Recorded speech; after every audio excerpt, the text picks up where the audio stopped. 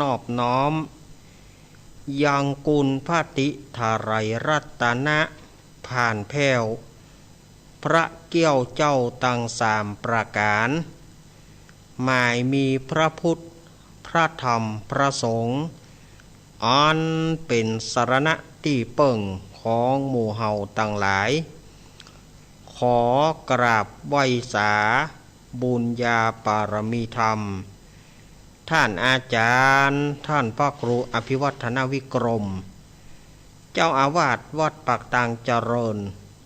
ผู้ดำเนินรายการเสียงธรรมแสงอรุณและรายการอู้จาภาษาธรรมพร้อมไปด้วยท่านครูบาอาจารย์พระสงฆ์องค์สังฆเจ้าภิกษุสามเณรทุกรูปทุกองค์ที่ท่านได้เปิดวิทยุรับฟังอยู่ต่างวัดต่างวาด้วยความเคารพอย่างสูงสุดยิ่งครับผมสวัสดีเจเจแล้วก็ขอแสดงความนับถือลุงแหนนครับผมขอกับว่าษาอาจารย์สุวัฒน์กิจโจเฮาเหมือนกันนะครับผมขอกับว่าษาอาจารย์สมบัติเฮาเหมือนกันนะครับผมขอกับว่าษา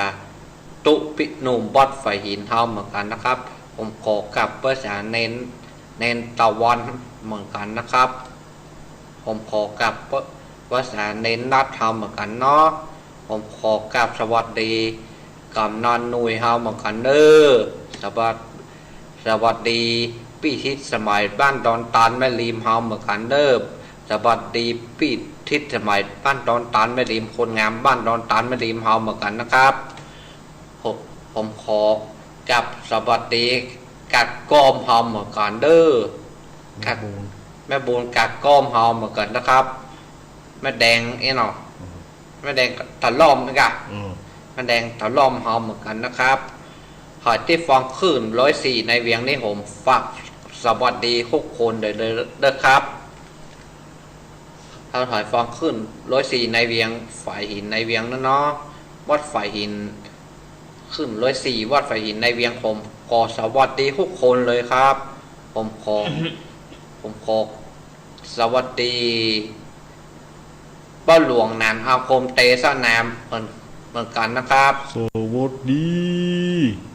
ผมขอกราบสวัสดีแม่หลวงดงเฮาเหมือนกันนะครับผมขอกราบสวัสดีเป็นแนนลูกสาวป้าหลวงนานอาคมเตสนาบ้านตงเถาเฮาเหมือนกันนะครับสวัสดีเด้อพี่แนนเด้อครับผมขอกราบสวัสดีผู้หมวดไสรพรทีมสมุทรเฮาเหมือนกันนะครับผมขอกราบสวัสดี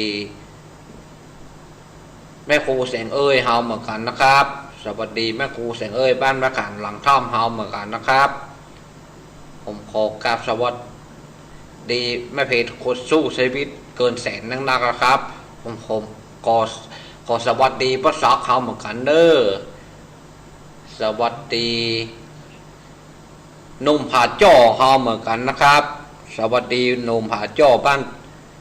สิริพังอาจารย์หรือเรียกว่าบ้านไม้สิริพังอาจารย์เหมือนกันนะครับผมขอสวัสดีหอยฟองขึ้นพูดต้องซักไปก็ดีว่าพุกขึ้นเลยแจ้งให้ก็ดีฝากไปสวัสดีทั้งหมดเลยนะครับที่ห้ามสัญญาณไปเนี่ยครับพุกขึ้นเลยนะครับพุกขึ้นเลยที่ฝากที่ฟังพุกขึ้นเลยครับ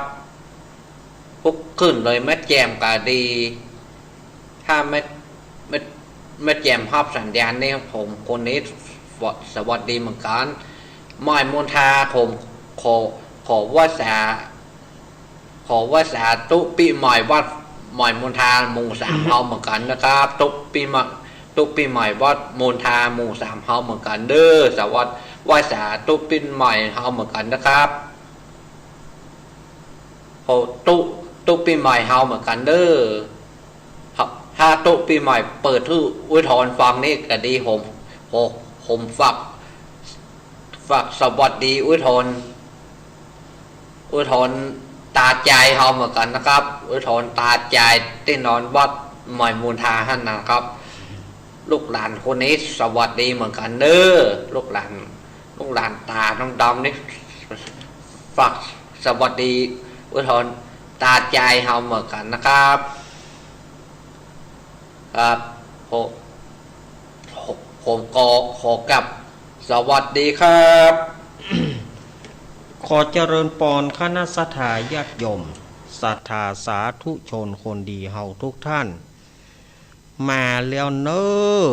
มาแล้วเนอมาแล้วเนอมาแล้วมาปะกันในรายการธรรมะเพื่อชุมชนตั้งสถานีวิทยุแห่งนี้รายการธรรมะเพื่อชุมชนจะปะกันทุกคืนวันอังคารตั้งแต่เวลา2 ทุ่มไปจนถึง4 ทุ่มหลังจากที่เราได้ฟังรายการสารธรรมยามค่ำในช่วงของฟังสบายสไตล์ชิวๆโดยท่านอาจารย์ท่านพระครูปรัตน์ณัฐพงศ์ทิตวุฒศิริวัดดอนจันทร์อำเภอเวียงป่าเป้าจังหวัดเชียงรายแล้วก่อนน้องไนท์ชินดานัยสายใจจบลงพอถึง2 ทุ่มก็ถ้าเป็นวันอังคารก็ปะกับเก้ากับผมอาตมาภาพสามเณรรักปัญโยนันท์แห่งวัดสันเหมืองตำบลหนองล่องอำเภอเวียงหนองล่องจังหวัดลำพูนเป็นผู้ดำเนินรายการสถานที่ออกอากาศณวัดปากตางเจริญตำบลดอยหล่ออำเภอดอยหล่อจังหวัดเชียงใหม่ส่งกระจายเสียงส่งสัญญาณไปตามสถานีต่างๆดังนี้สถานีวิทยุคลื่นพระพุทธศาสนาการศึกษาและวัฒนธรรม 104.50 วัดฝายหินตำบลสุเทพอำเภอเมืองจังหวัดเชียงใหม่โดยเมตตาธรรมของท่านอาจารย์ท่านพระครูสมุวิสุวัตวรกิจโจสถานีวิทยุวัดพระบาทอุดมน้ำบ่อสาวาอำเภอฝางจังหวัดเชียงใหม่ 100.25 เมกะเฮิรตซ์โดยเมตตาธรรมของพระเดชพระคุณหลวงป่อสุจิตตานุรักษ์ท่านอาจารย์จำเริญโชติธรรมโมแล้วก็ตุปปี้โจสถานีวิทยุห้วยตองสักเรดิโอธรรมะของชุมชน 98.75 เมกะเฮิรตซ์วัดห้วยตองซักตำบลขวงเปาอำเภอจอมตองจังหวัดเชียงใหม่โดยเมตตาธรรมของหลวงป่อวาปีวรมานิชแล้วก็ท่านอาจารย์ชาวริตชยวังโสสถานีวิทยุมนเสียงธรรมอำเภอแม่แจ่ม 106.25 เมกะเฮิรตซ์ตั้งอยู่ที่วัดบุพารามตำบลจังเคิงอำเภอแม่แจ่มจังหวัดเชียงใหม่โดยเมตตาธรรมของหลวงป่อมงคลวิสิทธิ์และก็ท่านอุทัยทั้ง2 ท่าน2 อุทัยสถานีวิทยุบ้านทุ่งเรดิโอ 89.50 เมกะเฮิรตซ์อำเภอสันปะตองจังหวัดเชียงใหม่โดยการเอื้อเฟื้อถวายเวลาป่ออุดมแม่เทียมวันพุทธวงศ์สถานีวิทยุแม่ขจารโมเดิร์นเรดิโอ 94.50 เมกะเฮิรตซ์โดยการเอื้อเฟื้อถวายเวลาของป้อน้อยสุวรรณแม่อนงพรหมมินทร์สถานีวิทยุเวียงป่าเป้าเรดิโอสถานีวิทยุดอยหมอกเรดิโอสถานีวิทยุเมืองพานเรดิโอสถานีวิทยุวัดปุญญาวาสจังหวัดลำปางสถานีวิทยุชุมชน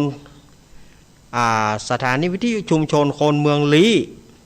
ของพ่อครูเสน่ห์จินาจันทร์สถานีวิทยุแม่วางเรดิโออำเภอแม่วางจังหวัดเชียงใหม่สถานีวิทยุบ้านแป้นเรดิโอและอีกหลายสถานีที่เปิดรับสัญญาณในค่ำคืนนี้ขออนุโมทนาขอบพระคุณ ท่านหัวหน้าสถานีวิทยุ ทุกสถานีแล้วก็รวมถึงเจ้าหน้าที่ช่างคอนโทรลช่างเทคนิคทุกสถานีเนอะที่ได้เอื้อเฟื้อเวลาเนาะมาปะกันวันนี้เป็นวันอังคารที่6 กันยายนพุทธศักราช2565เดือน12เหนือเดือน10ใต้ขึ้นมานี่ออกมานี่11ค่ำพร่ำว่าเป็นวันอังคารแถมบักกี้วันละก็จะเป็นประเพณีสำคัญของต่างเมืองเหนือล้านนาเฮานั่นก็คือเป็นการตานหายาติพี่น้องตานหาผีตายเก่าเน่าเมิน บางที่เปิ้นก็จะกินสาหลักบางที่เปิ้นก็จะตานน้ำผึ้งน้ำอ้อยน้ำตาลบางที่เปิ้นก็จะทำบุญตานเข้าล้นบาทตามประเพณีตานสังตานต้นเงินตามประเพณีของวัดไผ่วัดมันเนาะ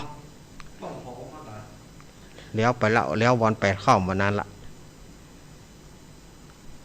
นี่ก็ศรัทธาญาติโยมสาธุชนทั้งหลายเรียกกันว่าวันกตัญญูกตัญญูต่อพ่อแม่ผู้มีพระคุณครูบาอาจารย์ที่ได้ล่วงลับดับขันไปอย่างที่เราได้ฟัง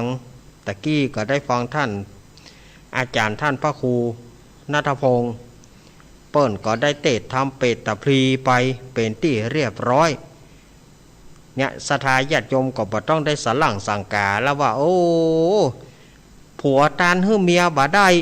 เมียตานฮื้อผัวบ่ได้ป่อตานฮื้อลูกบ่ได้ว่ากันไปทีนี้ทำเปตตะพลีเนี่ยก็คือจะเป็นคือความแจ้งกระจ่างต่อศรัทธาญาติโยมบ่ต้องได้สลั่งสังกาละได้ฟังกันละก็มีการกินการตานอย่างไรป่นเสาะหากันอย่างไรน่าเอ็นดูเนาะน่าเอ็นดูอันนี้อาตมาก็ได้ฟังตะกี้ท่านอาจารย์พระครูปรัตน์ณัฐพงศ์ป่นก็เทศตะกี้เนาะในเมื่อมาปะกันแล้วอาตมาก็บ่เฮือกลาดเกลียวเสียเวลาอาตมาจะได้นำศรัทธาญาติโยมไหว้พระแล้วอาตมาภาพจะเจริญพุทธมนต์เรียกว่าสืบชะตาออนไลน์อังคารที่แล้วอาตมาบ่ได้สวดสักคำเพราะว่าธรรมมันยาวเมื่อธรรมมันยาวอาตมาก็มันจะกินเวลาไปนักพอดีว่าหารวันนี้ธรรมก็พอดีอยู่จะว่าบ่ยาวก็ยาวพอดีอยู่แต่ว่าวันนี้มันก็จะพอดีกับเวลาพอดีเนาะบ่ได้สวดมนต์ศรัทธาญาติโยมก็ถามละบ่ได้น้ำมนต์อีแม่บ่ได้น้ำมนต์อีแม่จะเอาน้ำมนต์แม่นวดเกี่ยวสาวถามมาว่าปากถามเน้นล็อกแต่เตะทอมอยู่เตะกะแม่น้อยเนอะแม่น้อยแม่เกี่ยงคำเกี่ยวสาวเพื่อฝากเจว่าจะเตะทำก็จะเล่าทำก็เล่ากะก็ทำบัดจบ ทำบัดจบก็จะเล่าไปนะกะเนาะทำยังเหลือแถมยังเหลือแถม6ผูกกันน่ะเหลือแถม7ผูกกันน่ะประเด็นนี่ก็หาเตะไปได้6ผูกเนี่ยเหลือแถม7ผูกก่อนศรัทธาญาติโยมอาตมาภาพก็จะได้นำศรัทธาไหว้พระและอาตมาจะเจริญพุทธมนต์เอาศรัทธาญาติโยมที่จะเอาน้ำมนต์เกียมไว้เลยเกียมไว้เลย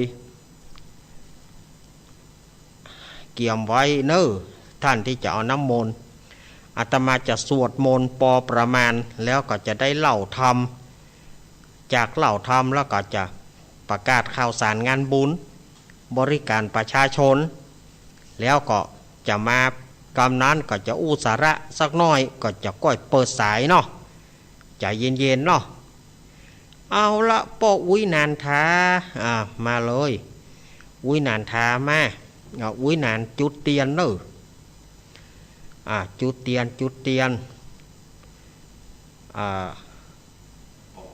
ก็ไอ้นั้นมีหน่อยก็ไอ้รูโอ้เปิ่นนอนวัดนอนวาเปิ่นถือศีล8บ่เดียวห้ามบ่ดีเปิ่นบ่นำมาตื้อศรัทธาญาติโยมเนอะอุ้ยนานทาจุดตุบจุดเตียนศรัทธาญาติโยมพนมมือเนอะขอเรียนเชิญอาจารย์สมชายอาจารย์พิมพานแย้มเอี่ยมประเคนขันตั้งเนาะประเคนขันตั้งแล้วก็ศรัทธาญาติโยมเข้ามาอยู่ในซุ้มเลยศรัทธาญาติโยมเข้ามาอยู่ที่ซุ้มจะตาเพะบัดต้องตืดเตนอไฟนะบัดต้องตืดเตนอไฟนะเพราะว่าอาตมาบอกให้หุดก่อยหุดถ้าอาตมาบัดได้บอกว่าหุดจะไปหุดจะไปตืดเตื้อหุดก็คือตืดนั่นนะจักนั่นนะมันถึงว่าก็ได้จักก็ได้ดึงก็ได้หุดมันก็ว่ากันได้เหมือนกันนะมันก็อันเนี้ยกำเมืองกับดิกระดำละกำเมืองแท้ๆนะหุดจะไปหุดมันนี่มันจะโกนไม้สูงจะโกน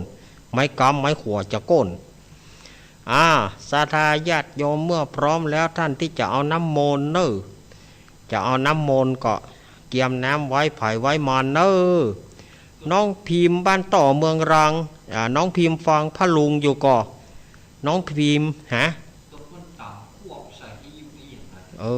อันนั้นก็ช่วยบ่ได้เนอะเปียปึ๊กซึกกันเนอะอันนั้นน่ะ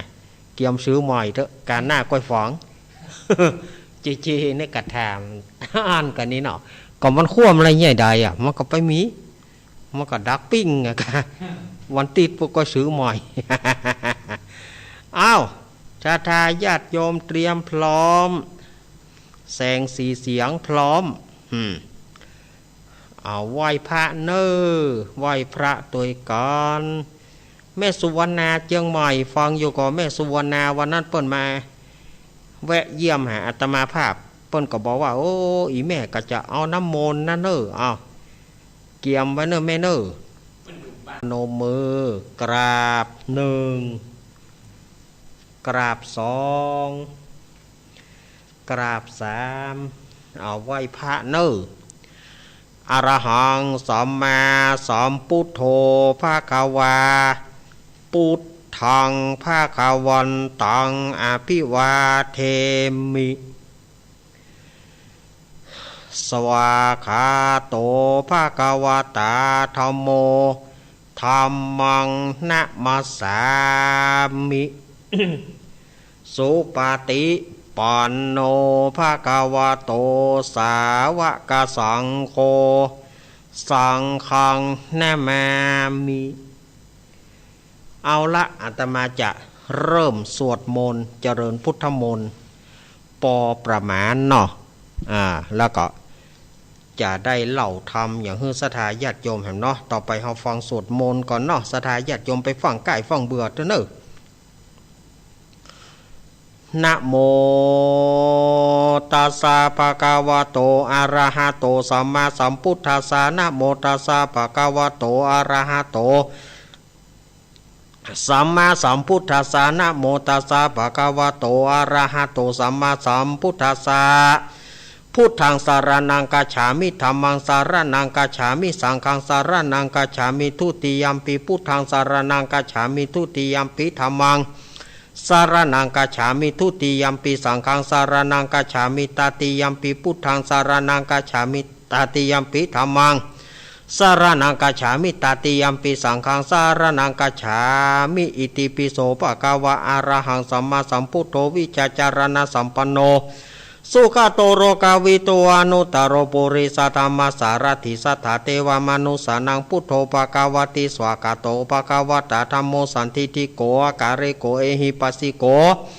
โอปานายิโกปัจจตังเวทิตโพวินโยหิติสุปฏิปันโนภควโตสาวกสังโฆชุปฏิปันโนภควโตสาวกสังโฆยายาปฏิปันโน ภะคะวะโตสาวกสังโฆสามิจิปฏิปันโนภะคะวะโตสาวกสังโฆยัตถิทางจตาริปุริสายุขานิอัตตปุริสปุงกาลาเอสาภะคะวะโตสาวกสังโฆอาหุนายโยปะหุนายโยทักขินายโยอัญชาริการานิโยอนุตตรังบุญญาเกตังโลกัสสาติสัพพะโรกาวินิมุตโตสัพพสันตาปวัชิโตสัพพเวรามติกันโตนิพุตโตจตุวังภวสัพพิติโยมิวัชันตุสัพพะโรโกวินาสตุมาเตภวัตวันตารโยสุขีติกายุโกภวะอภิวาทนาสิริสานิจังวุธาปัจจายโนจัตตารโรธรรมาวัฏันติอายุวันโนสุขังพลังพาหุงสหัสมาปินิมิตาสาวุธันตังเกรเมการังอุติตาโกรสาเสนามารังธานาทิธรรมาวิธินาชิตวามุนินโทตันเตจสาปวัตุเตชยมังการานิมาราติเรกามาปิยุจิตตสัปปารติงโกรัมปนารวกรรมกัมมทัทยกังกันติสุทันดาวิธินาชิตวามุนินโทตันเตจสาปวัตุเตชยมังการานิ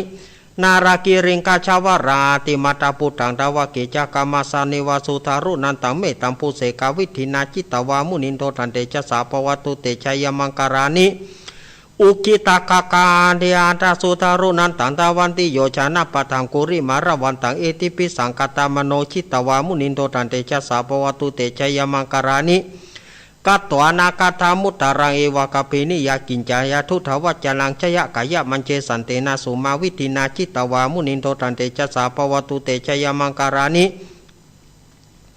สัจจังวิหายามติสัจจกวัฏกิตุงวัฏพิโรปิธรรมนาติอันทพุตังปัญญาปฏิปัชาริโตจิตวามุนินโทตานเตชะสาปวัตุเตชยมังการานินันโทปนันทโปจาขังวิภูทังมหิติงปุตเตนะเถระปุชาเกนะธรรมาปยันโตอิทุปเทสวิตินาจิตวามุนินโทตันเตชะสาปวัตุเตชยมังการานิทุกขหาติปิธีภูชาเกนะสุธาราถังพระมังวิสุติจุติมิติภาคปิธานังยานากเตนะวิตินาจิตวามุนินโทตันเตชะสาปวัตุเตชยมังการานิเอตาปิพุทธชัยมังการาทากทโยวจนาวจโนตินัตติเนสารเตมตันติตวานานิกาวิวิธานิจุปัทวานิโมขังสุขาทิกามายนาโรสัพปัญโยโพชังโคสติสังกาโตธรรมานังวิจโยตถาวิริยัมปิติปัสสติโพชังคาจตถาปเรสมาทุเปกาโพชังคสัตเตเตสัพพัทธสีนามุนินาสมาทากตาภาวิตาภาหุริกตาสังวัตติอภิญญายานิปานายาจโพธิยาเอเตนะสัจจวเจนะโสทิเตหงตุสัพพทา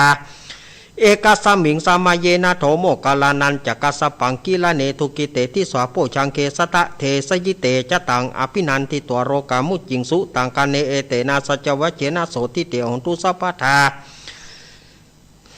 เอกถาธรรมราชาปิเกรัญเยนะพิปิลิโตจุนทัตเถเรนะตันเยวะปนาเปตวานาสาทรัง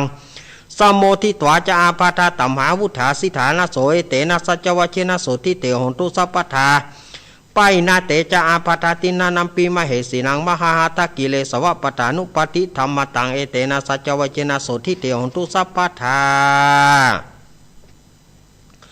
ยันตุนิมิตังอวะมังคารัญจะโยจามานาโปสกุณัสสะโทปาปะกะโหทุสุปินากันตังพุทธานุภาเวนะวินัสสมินตุยันตุนิมิตังอวะมังคารัญจะโยจามานาโปสกุณัสสะโทปาปะกะโหทุสุปินากันตังธรรมานุภาเวนะวินัสสมินตุยันตุนิมิตังอวะมังคารัญจะโยจามานาโปสกุณัสสะโทปาปะกะโหทุสุปินากันตังสังฆานุภาเวนะวินัสสมินตุมหาการุณิโกนาโถอิตายะสัพพปานินังปุริตาปรามิสัพพปันโตสัมโพธิมุตตมัยเตนะสัจวเจนะโหตุเตชายะมังการังชยันโตโพธิยามุเรสกายานังนันทิวัตโนเอวังตวงวิจโยหิจยสุจยะมังกะเลอปราชิตาปรังกิสิเสปทวิปุกะเลอปิเสเกสัพพพุทธานังกัปปโตปมุตติสุนักตังสุมังการังสุปปตังสุทิตังสุกโนสุโมโตจะสุยิทังพระมัจจริสุปะทักกินังกายกัมมังวาจากัมมังปะทักกินังปะทักกินังมโนกัมมังปณิทิเตปะทักกินาปะทักกินานิกัตตวนารพันธเตปะทักกิเนโสอัทราโทสุกิโตวิโรนโหพุทธศาสเนโรโคสุกิโตหิสาสเปยติภิสาอัทราธาสุกิตาวิรุณหาพุทธศาสเนโรคสุกิตาหิสาสเปยติภิเตอัตราธาสุกิตาวิรุณหาพุทธศาสเนโรคสุกิตาทัสสาสเปยติภิ นาทิเมสารนายังพุทโธเมสารนาวรายเตนะสัจวัจเจนาตุเตชัยมังการังนาทิเมสารนายังธรรมโมเมสารนาวรังเอเตนะสัจวัจเจนาตุเตชัยมังการังนาทิเมสารนายังสังโฆเมสารนาวรายเตนะสัจวัจเจนาตุเตชัยมังการังยังกินจีรัตนาโลเกวิชติวิวิทพุทโธรัตนาพุทธสมานาติทัสมาสุถิงปวันตุเตยังกินจีรัตนาโลเกวิชติวิวิทพุทโธรัตนังธรรมสมานาติทัสมาสุถิงปวันตุเตยังกินจีรัตนาโลเกวิชติวิวิทพุทโธรัตนังสังฆสมานาติทัสมาสุถิงปวันตุเตอิติปิโสวิเศษอิเสเสพุทธนาเมอิเมนะพุทธตังสุอิโสตังพุทธปิติอิปัญจมาเรชิโนนาโถปโตสัมโพธิมุตตมังจตุสัจจังปกสิทธิธรรมจักกังปวัตติเตนะสัจวัจนาโหตุเมชัยมังคารังพุทโธมังกาลสัมพุทโธสัมพุทโธทิปัตถุธรรมโมพุทธมังกาลมากัมมาสปัตุขาพมุญเจเลธรรมโมมังกาลสัมพุทโธคัมปิโลทุตโสอนุงธรรมมังกาลมากัมมาสปะพญาปมุญเจเลสังโฆมังกาลสัมพุทโธวราถกินโยอนุตตโรสังฆมังกาลมากัมมาสปโรกาปมุญเจเลโอมติปะสหมังสับดาบเทียนก้าวัดวาลูกเป็นเปียวไฟสาลีกันใจกูเทียนนี้ปราบเมืองผีมากูดาวบ่ฮุกี้เจนเต้าปราบกินมา107ภาษากูก็ปราบได้ใต้ปืนฟ้าเหนือหน้าแผ่นดินเกาลิ้นกูก็เป็นน้ำเก้ากลางกูก็มาเป็นแม่น้ำใหญ่กูจ้องออกไปท่วมหัวผีตายปลายลิ้นกูเป็นดาบเทียนก้าใต้ปืนฟ้ากูบอกกลัวสังโอมสัพพโตมังสวาหายโอมเป็ดจะรำแผ่นดินรำไว้ว่าสายตาผีขาดกับหนีละคนดีเอาไว้นี่อย่าได้เอาไปตัวหมูสูต้านตั้งผีมันและผีเขนตั้งผียักษ์ผีเย็นอย่ามาไกลตั้งผียักษ์ไร้จงหนีไปปานผีกุมพันและผีให้อันเตียวต้องพ่ายจงรีบหนีไปโอมสัพพโตมังสวาหายสาธุสาธุสาธุพันพาปัญญาปารมี30ทัศสาธุสาธุพาปัญญาปารมีวัดแวดล้อมวิริยะปารมีอ้อมระวังดีศีลปารมีบางหอกดาบเมตตาปารมีผาแปะตั้งปืนตานาปารมีฮือเป็นปืนตั้งต่ออุเบกขาปารมีฮือก่อเป็นเบียงสัจจะปารมีแวดระวังดีเป็นไม้ใต้คันตีปารมีกลายเป็นหอกดาบบางนาไม้และปืนไฟอาทิฐานาปารมีพันดาบไปทุกแห่งแข่งแรงปราบฝูงหมู่มันผีสางไปเปรตตุกตะวีปบตีปังไปนี้แม่ธรณีออกมาแม่ธรณีอัศจรรย์โสเสมือนผันอยู่ข้างน้ำนั่นตีตองกวางต่อกวางแตกตีฟองนานองนานอกกลายเป็นข้าวตอกดอกไม้ถวายปูจาพระเกี้ยวแก่นไทยสตันพระพุทธทางเลยจงมาผ่ายโพดอนุญาตโตดโพดบูคาแต่ดีหลีแม่ธรณีออกมารีดผมอยู่ข้างใต้จางหายไข่สัจจังงาซับดินพ่นน้ำนันทีลงผ่านผายคอไปหักตบเต่าพญามันเอาต่างปุนกัวยกมือขึ้นทุนหัวใส่กล่าวว่าผู้ข้านี้ชื่อว่าลูกศิษย์พระพุทธเจ้าตนมีบุญสมปานอันมากนักพระพุทธเจ้าจึงจัดตั้งปัญญาปรมีไว้9ชั้นตั้งไว้ตั้งหน้าก็ได้9ชั้นตั้งไว้ตั้งหลังก็ได้9ชั้นตั้งแต่หัวแผ่วตีนก็ได้9ชั้นตั้งแต่ตีนแผ่วหัวก็ได้9ชั้นแสนว่าแม้นว่าลูกปืนมันจะมาเสมือนฝนแสนหาก็บ่อาจจักมาไกลได้ข้าพเจ้าเลยได้ปากันว่าอมพุทธกุณังอมธรรมะกุณังอมสังฆกุณังอมพุทธอินตาอมธรรมะอินตาอมสังฆอินตาอัสสะอัปแม่ธรณีผู้อยู่เหนือน้ำผู้อยู่กำแผ่นดิน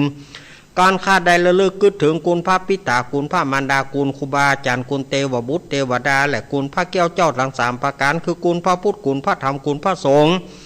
คุณแดดคุณฝนคุณน้ำคุณลมคุณดินคุณไฟคุณกุศลเจ้าก็ดีคุณพระตนภาวนาก็ดีคุณนางอุทธราก็ดีคุณพระปัญเจกับพุทธเจ้าก็ดีคุณแม่ธรณีก็ดีคุณเจ้าแม่กวนอิมบรมโพธิสัตว์ก็ดีจงมารักษากำหน้าและกำหลังตนตัวแห่งข้าพเจ้าและผู้ฟังรายการวิทยุตามทุกสถานีนั้นจงจักมีเตียงแต่ดีลีจิมแดเตออมพุทโธพุทธังรักษาอมธัมโมธัมมังรักษาอมสังโฆสารักษาอมพุทโธพุทธังอรหังอมธัมโมธัมมังอรหังอมสังโฆสาอรหังอมพุทโธพุทธังกันหะอมธัมโมธัมมังกันหะอมสังโฆสังฆังกันหะอายุวโนสุขังปะลังอิมัสสมิงมงคลจักรวาลทั้ง8ทิศประสิทธิจงมาเป็นกำแพงเกี่ยวทั้ง7ชั้นมาป้องกันหอมเล้าหลอกตัวอนันตาระจะเสมานาเกเตสมันตาสตาโยจานาสสตาสหัสานิพุทธจารปริเกเตระกันตุสุรกันตุอิมัสสมิงมงคลจักรวาลทั้ง8ทิศประสิทธิจงมาเป็นกำแพงเกี่ยวทั้ง7ชั้น มาป้องกันห้อมร้อมรอบครอบตัวอนันตาราชเสมนาเกเตสมันตาสตโยจนะสสตาสาสานิธรรมชาราปริเกเตระขันตุสุรขันตุอิมัสสมิงโมโหจักกวันดาแปทิปสิทธิจงมาเป็นกำแพงเกี่ยวทะเจจานมาป้องกันห้อมล้อมรอบครอบตัวอนันตาราชเสมนาเกเตสมันตาสตโยจนะสสตาสาสานิ ปัญเจกพุทธชาราปริเกเตระขันตุสุรขันตุอิมัสสมิงโมโหจักกวันดาแปทิปสิทธิจงมาเป็นกำแพงเกี่ยวทะเจจานมาป้องกันห้อมล้อมรอบเข้าตัวอนันตาราชเสมนาเกเตสมันตาสตโยจนะสสตาสาสานิสังฆชาราปริเกเตระขันตุสุรขันตุต่อไปจะเป็นคาถาต่ออายุสถาญาติโยมเนออาทิอุนหาสาวิจโยธรรมโมโลเกอนุตโรสัพพสตาหิตถายะต่างๆกันหาหิเทวเตปริวเชราชทันเตอมานุเสหิปวเกพยเกนาเกวิเสปุเตอากาลมารเนนะจัสสปสมามารณมุนโตทะเปตวการมริตังตเสวะอนุภาเวนะ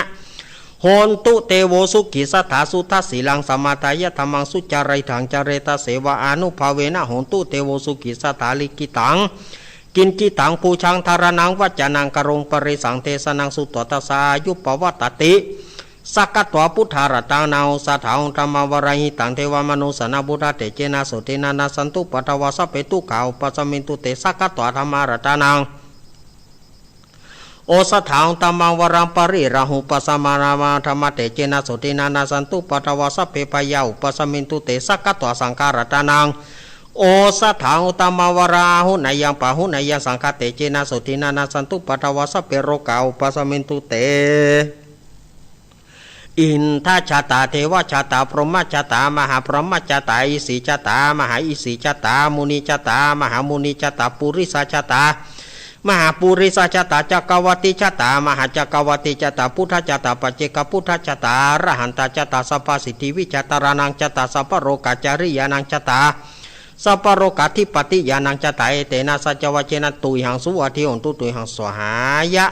โอมนะโมพุทธัสสะโอมนะโมธรรมัสสะโอมนะโมสังฆัสสะสยติทังโหโรโหโรสวหายะอินทชาตาเทวชาตาพรหมชาตามหาพรหมชาตาอิสีชาตามหาอิสีชาตามุนีชาตามหามุนีชาตาปุริสชาตามหาปุริสชาตาจักรวัติชาตามหาจักรวัติชาตาพุทธชาตา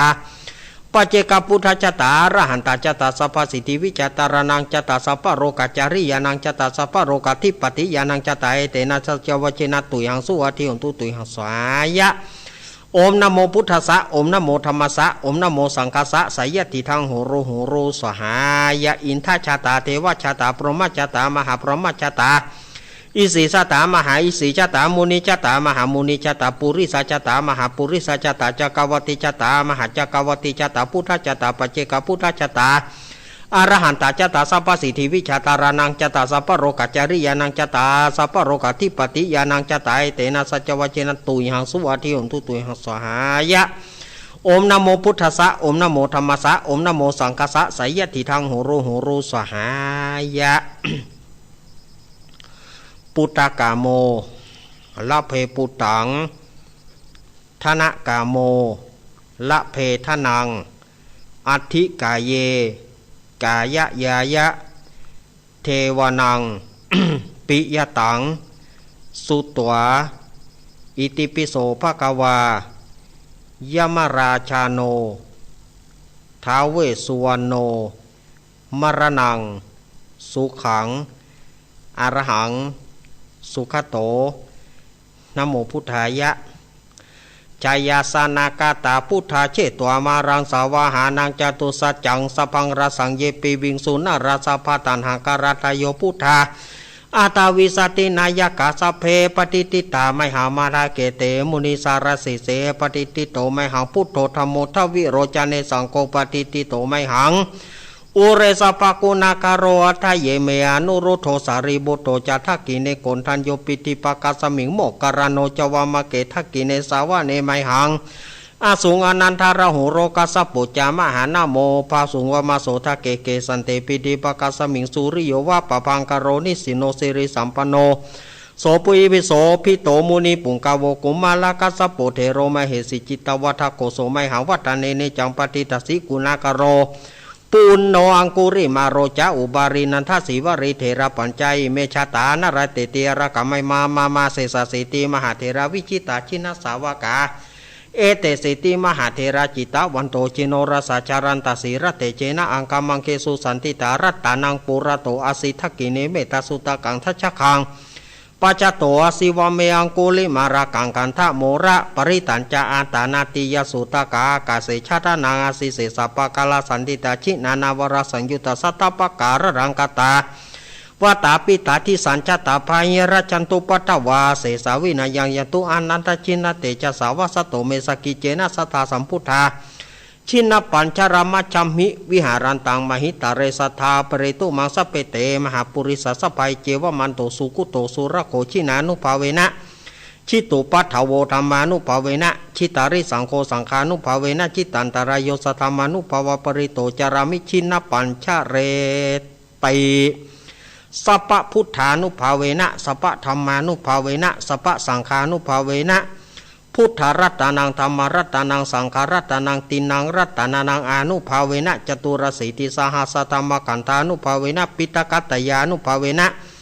ชินสาวกานุภาเวนะสัพเพเตโรกาสัพเพเตพยาสัพเพเตอันตรายาสัพเพเตอุปัฏฐวาสัพเพเตทุนิมิตาสัพเพเตอวมังการวินาสันตุอายุวัฏโกธนวัฏโกสิริวัฏโกยะสวัฏโกภรวัฏโกวันวัฏโกสุขวัฏโกโหตุสัพพทาทุกโรกาปยาเวราโสกสันตุจุปัฏฐวาอเนกาอันตรายปีวินาสันตุจัตเตจัสสาจายสิทธิฐานังลาพังสุธีภาคายังสุขังพลังสิริอายุจวโนจโพคังวุธีจยสวาสตาวสาจะอายุจะชีวสิทธิพวันตุเตเอตาวตะจามเหหิสัมปทามุญญสัมปทังสเปเตวานุโมตันตุสัพพสัมปติสิทธิยาทานังทัทันตุทัสสายสีระระกันตุสัพพถาภาวนาปิรตาหุนตุขจันตุเตวตากาตาสัพเพพุทธาปรปตาปเจกนันจยังปาราระหันตานาจเตเจนาระขังวันตามิสัพพโสภวตุสัพพมังการังระกันตุสัพพเทวตาสัพพพุทธานุภาเวนะสัทธาสุถิงพวันตุเตภวตุสัพพมังการรักตุสัพพเทวตาสัพพธรรมานุภาเวนะสัทธาสุถิงพวันตุเตภวตุสัพพมังคารังรักขันตุสัพพเทวตาสัพพสังฆานุภาเวนะสัทธาสุถิงพวันตุเตนาคตายาคปุตตานังปปะกะหานิวรณปริตสานุภาเวนะหันตัวเตสังปัทเวนะกตายาคปุตตานังปปะกะหานิวรณาปริตสานุภาเวนะหันตัวเตสังปัทเวนะกตายาคปุตตานังปปะกะหานิวรณาปริตสานุภาเวนะหันตัวเตสังอุปัฏฐเวอโรกายาปารมาราภาสันทุติปารมังตานังวิสาสังปารมายตินิปานังปารมังสุขัง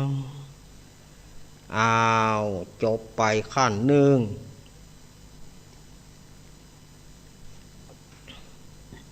จบไปขั้นหนึ่งเนาะวันนี้เราก็ได้รับเกียรติจากพระเดชพระคุณหลวงป่อท่านพระครูปฏิภาณธรรมทินหลวงปู่ดอยเฮามาเป็นเก้าเป็นประธานหลวงป่อสุจิตตานุรักษ์เปิ่นก็มาวันนี้แล้วก็ถัดจากนั้นวันนี้ก็หลวงลุงชัยวัฒนาคเสโนพ่อครูเก้าพ่อครูเงาของอาตมาภาพเปิ่นก็มาห่วมสวดมนต์โดย เป็นส่งพิธีโดยแล้วก็ครูบาอาจารย์หลายรูปเนอะมาเป็นส่งพิธีในวันนี้อ้าวญาติโยมตืดไฟเลยเนอะท่านที่จะมัดมือตืดไฟละกันไปหาหลวงปู่การไปหาหลวงปู่แล้วเรียงลำดับครูบาอาจารย์ไหมเรียงมาถ้าว่าการเข้าไปยมการเข้าไปนั่นมัดมือที่หลวงปู่ดอยหลวงปู่ดอยเปิ้นมาเป็นเก้าเป็นประธานนะมาเลยม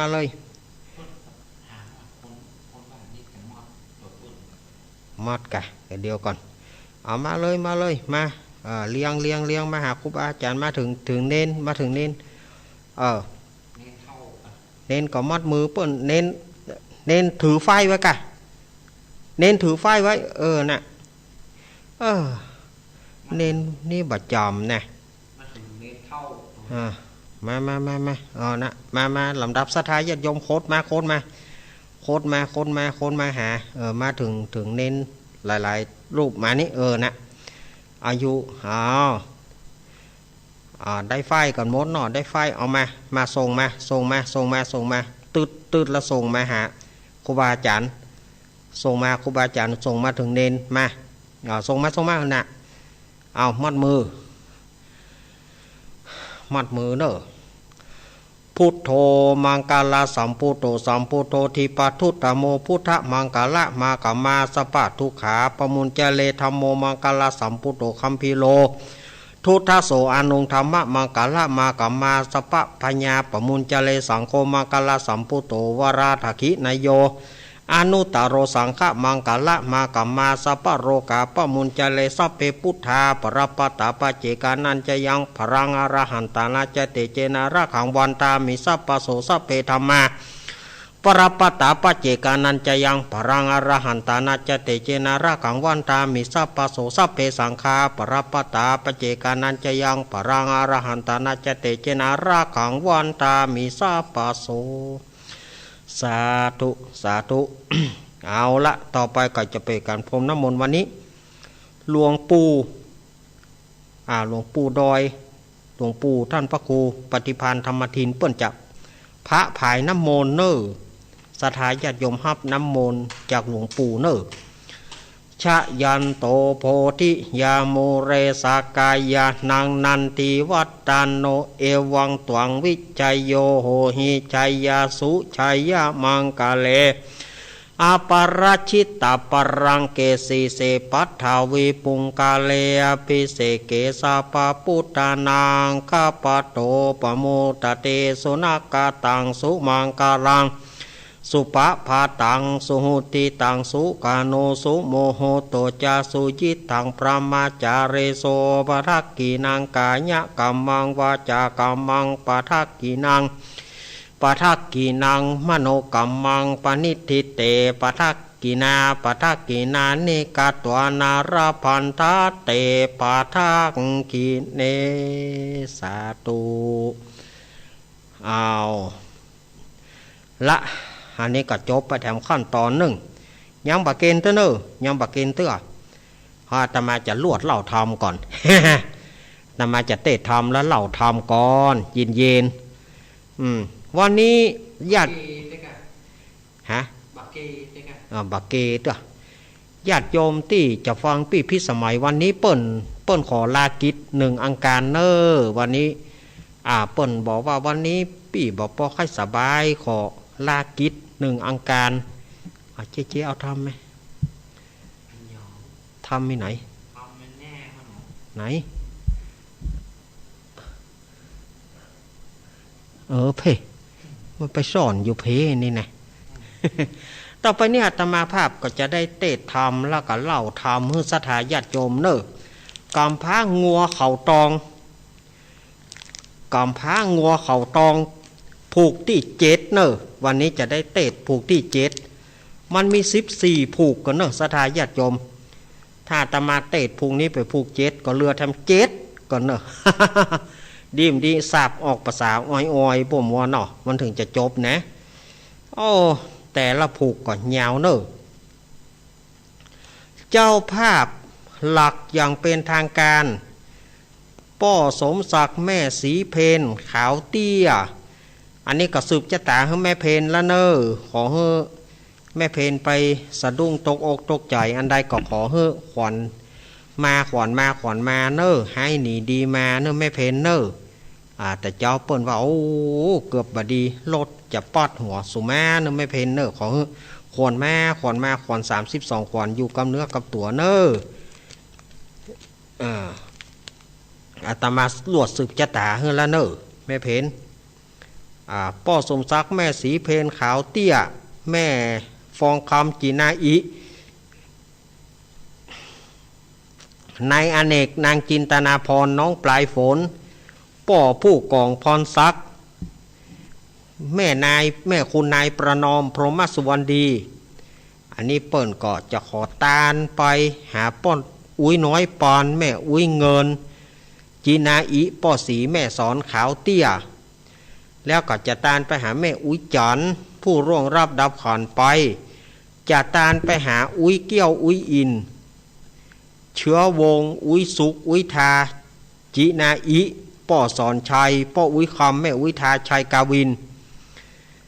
อันนี้เปิ้นก็ขอตานไปเนออันนี้เจ้าภาพรักยังเป็นทางการป้อเมืองแก้วแม่มาลีนางสาวสายฝนกันทาส้มบ้านต้งโป่งตำบลเหล่ายาวอำเภอบ้านโฮงจังหวัดลำพูนพร้อมกันด้วยแม่วรรณาอุทัยแม่วรรณาอุทัยเปิ้นก็จะตานไปหาร้อยตรีก่อเงินอุทัยเนาะเปิ้นก็จะตานกันนะป้อเมืองแก้วแม่มาลีนี่เปิ้นก็ยังจะตานไปหายังอุ้ยป้ออุ้ยปวงแม่อุ้ยแสงดานางสาวสุทิตกันทาส้มถวายตานไปถึงตู้เจ้าซักผู้ได้ล่วงลับดับขันไปแล้วยังจะตานไปหาป้ออุ้ยหวานแม่อุ้ยขอนสมชายตานไปหาแม่เผยแม่พานป้อลัดป้อเลื่อนป้อเกาโลโลโลโลดุนักแน่แล้วก็ยังมีป้อเจิญแม่จันนวลนายเทิดพงษ์นายพัดพงษ์กันทมูลบ้านเวียงหนองล่องนี่กัจจตานไปหาอุ้ยจันอุ้ยตาอุ้ยทอมอุ้ยทองอุ้ยปุดอุ้ยเปงอุ้ยเกียงคำนางนาชาน่ะอันนี้เปิ่นจะตานไปตามนี้เนอะแล้วยังติดตามลามตัวไปด้วยนายอุทิศนางพิกุลกิติจิตแล้วก็แม่คำปอนจอมทันตานไปหานายวิเชษจอมทันที่ได้ล่วงลับดับขันไปเนาะที่ศรัทธาญาติโยมที่ฝากแม่เพนมาอาตมาได้รับหมดแล้วเนอะแล้วก็แม่สุวรรณาที่เชียงใหม่เปิ้นก็ขออุทิศบุญไปหาญาติตั้งหลายที่ได้ล่วงลับดับขันไปช่วงเดือน12เปงนี้แล้วก็ญาติโยมหลายๆท่านก็จะตานไปหาญาติตั้งหลายเดือน12เปงนี้เนาะขออนุโมทนาบุญกับศรัทธาญาติโยมเนอะ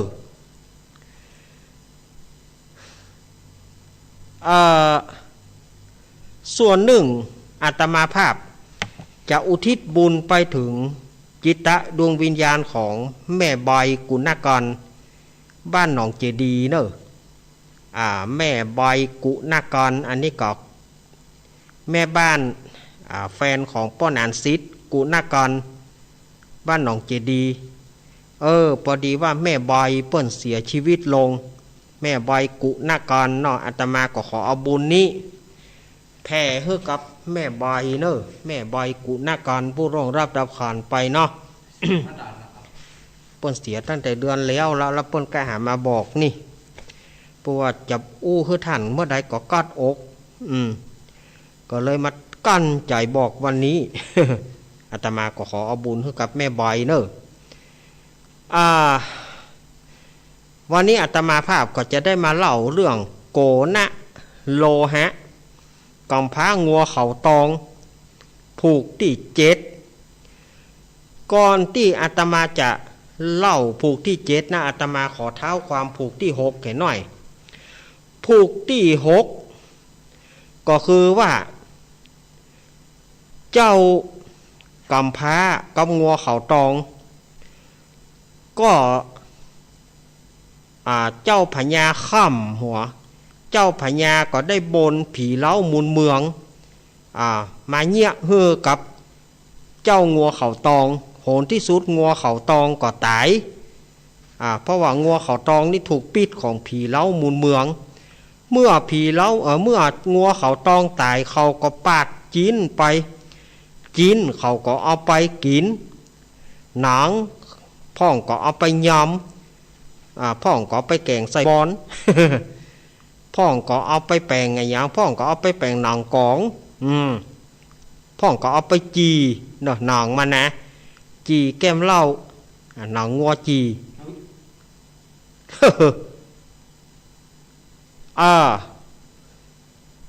ปรากฏว่าโหศรัทธาญาติโยมเหลือก็กระดูกกับเข่ามันพ่องก็คอเข่ามันเอาไปแป่งตูดขายจีนตูดขายจีนนี่ญาติโยมอย่างที่อาตมาว่าไปนะเปิ่นตัดปลายเลี่ยมมันออกเหียแล้วก็แปลงหมอกเป็นหูเจ้าวอนี่เวลาเป่าตูด แต่ส่วนมากเปิ้นจะใจเขาควายเขางัวนี่เปิ้นบ่ค่อยใจกันเพราะเขางัวมันบ่ยาวเขาควายมันยาวส่วนมากเขาจะเอาเขาควายนะแปลงตูดเนาะเวลาเขาขายจีนขายเหยาตัวเป่าตูดตูดตูด บัดเดียวบ่มีแล้วนะบรรยากาศอย่างนี้นะขายจีนขายเหยาบ่กำตูดบ่เป่าตูดแล้วหรอแต่มีที่หิมบ้านอาตมาหั่นนะลุงสายถ้าทางบ้านเวียงก็จะรู้จักกันในนามของลุงสายฟินลุงสายฟิน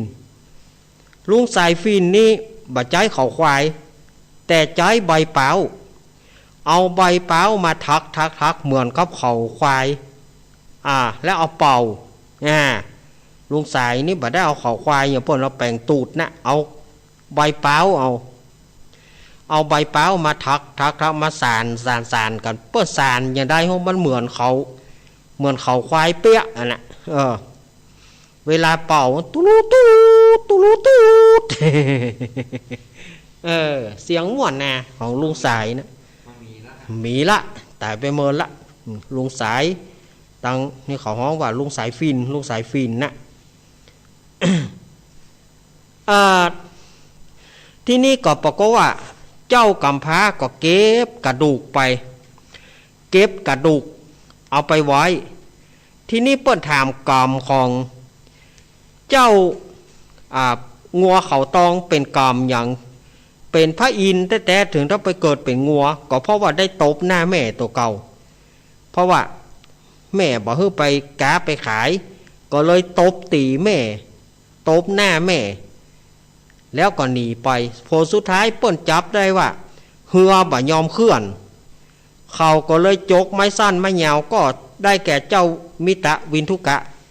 เขาก็เลยเอาเจ้ามิตะวินทุกะขว้างลงในน้ำตายไปก็ไปตกมรณะเป็นหลายจัดแล้วไปเกิดเป็นสัตว์เดรัจฉานเกิดไปเป็นคนหูหนวกตาบอดแขนกุดขาด้วนไปแหมหลายจัดจนต้องมาเป็นเกิดมาเป็นคนทุกข์คนยากเพื่อหูคิงก็โอ้จัดนี้ขอทำบุญเมื่อทำบุญก็ปิกไปเป็นพระอินทร์จากไปเป็นพระอินทร์ด้วยเศษกรรมยังเหลือก็มาเกิดเป็นงัวเขาตองแล้วถูกผีเล้ามูลเมืองเนี่ยว่าน่าอาตมาได้เล่ามาถึงที่นี่นะต่อไปนี้อาตมาภาพก็จะมาเล่าต่อแล้วเนอะสำหรับทำโกนะโลหะกำพร้างัวเขาตองผูกที่7เรื่องราวจะเป็นจะได้นั้นขอศรัทธาญาติโยมได้ตั้งจิตตั้งใจฟังลำดับต่อไปขอเชิญอาจารย์สมชายอาจารย์พิมพันธ์แย้มเอี่ยมศูนย์พัฒนาสมรรถภาพคนตาบอดเป็นครูฝึกสอนไม้เท้าสำหรับนักเรียนผู้พิการทางสายตาขอเรียนเชิญอาจารย์สมชายอาจารย์พิมพันธ์จุดเทียนส่องธรรมเจริญพร เอาละเมื่อพ่อครูสมชายแม่ครูพิมพันธ์เปิ้นได้จิเตียนส่องธรรมแล้วอาตมาภาพก็จะได้เตะธรรมแล้วเนอะ นะโมตัสสะภะคะวะโตอะระหะโตสัมมาสัมพุทธัสสะสาธะโวฟังลาโสตุจนะสัพปุริสะตังหลายตั้งยิ่งใจน้อยใหญ่อันมีใจไฟจมบานจงฮือตานเข้าน้ำวัตถุพร่ำปัจจัยสินดวงสาย 58มันกดแขวดรักษาภาวนาทุกข้ามเจ้าหวังแต่เล่านิพพานจงอาปาการฟังที่เอาเป็นที่สอนใจอย่าจงฟังไปแต่เก้าตราบต่อเต้าสุดปลายเฮาจักบรรยายเฮือหลายแหล่จึงบ่เว้นแว่บทใดแหละนาบัดนี้หมายมีมูลราชธาเจ้าภาพก่อนเตดก่อนทำในกาละค่ำคืนนี้ก็หากได้หมายมีเจ้าภาพจุผู้จุคนตามดังอาตมาภาพได้ลำดับลำดาตั้งแต่ตอนตะกี้แล้วก็เพื่อพร้อมไปโดยลูกเต่าเหล่าแลนก็ได้ปากันสะโรงโคงควายโต๊กแต่งพร้อมนำมายังจะตุปัจจัยไตยธรรมมวลฝูงนี้เพื่อจะแม่เพื่อจักมาปูจาพระสัทธรรมเตสนานิมนต์อาตมาภาพมาเป็นองค์เตสนาธรรมเพื่อจักมาอุทิศนาบุญส่วนกุศลมวลฝูงนี้ไปหาปิตามารดาและพ่อแม่เท่าแก่สัมพันธวงศาญาติกาญาติมิตรพี่น้องเพื่อนพ้องสหายจุผู้จุคนขอพระราณบุญส่วนกุศลนะมวลฝูงนี้จงไปห้าไปหอบอุ้มตุ้มป่าฮือเขาตั้งหลายได้ฮับของกินของตานะได้กินได้บริโภคแล้วก็ขอเอาตนเอาตัว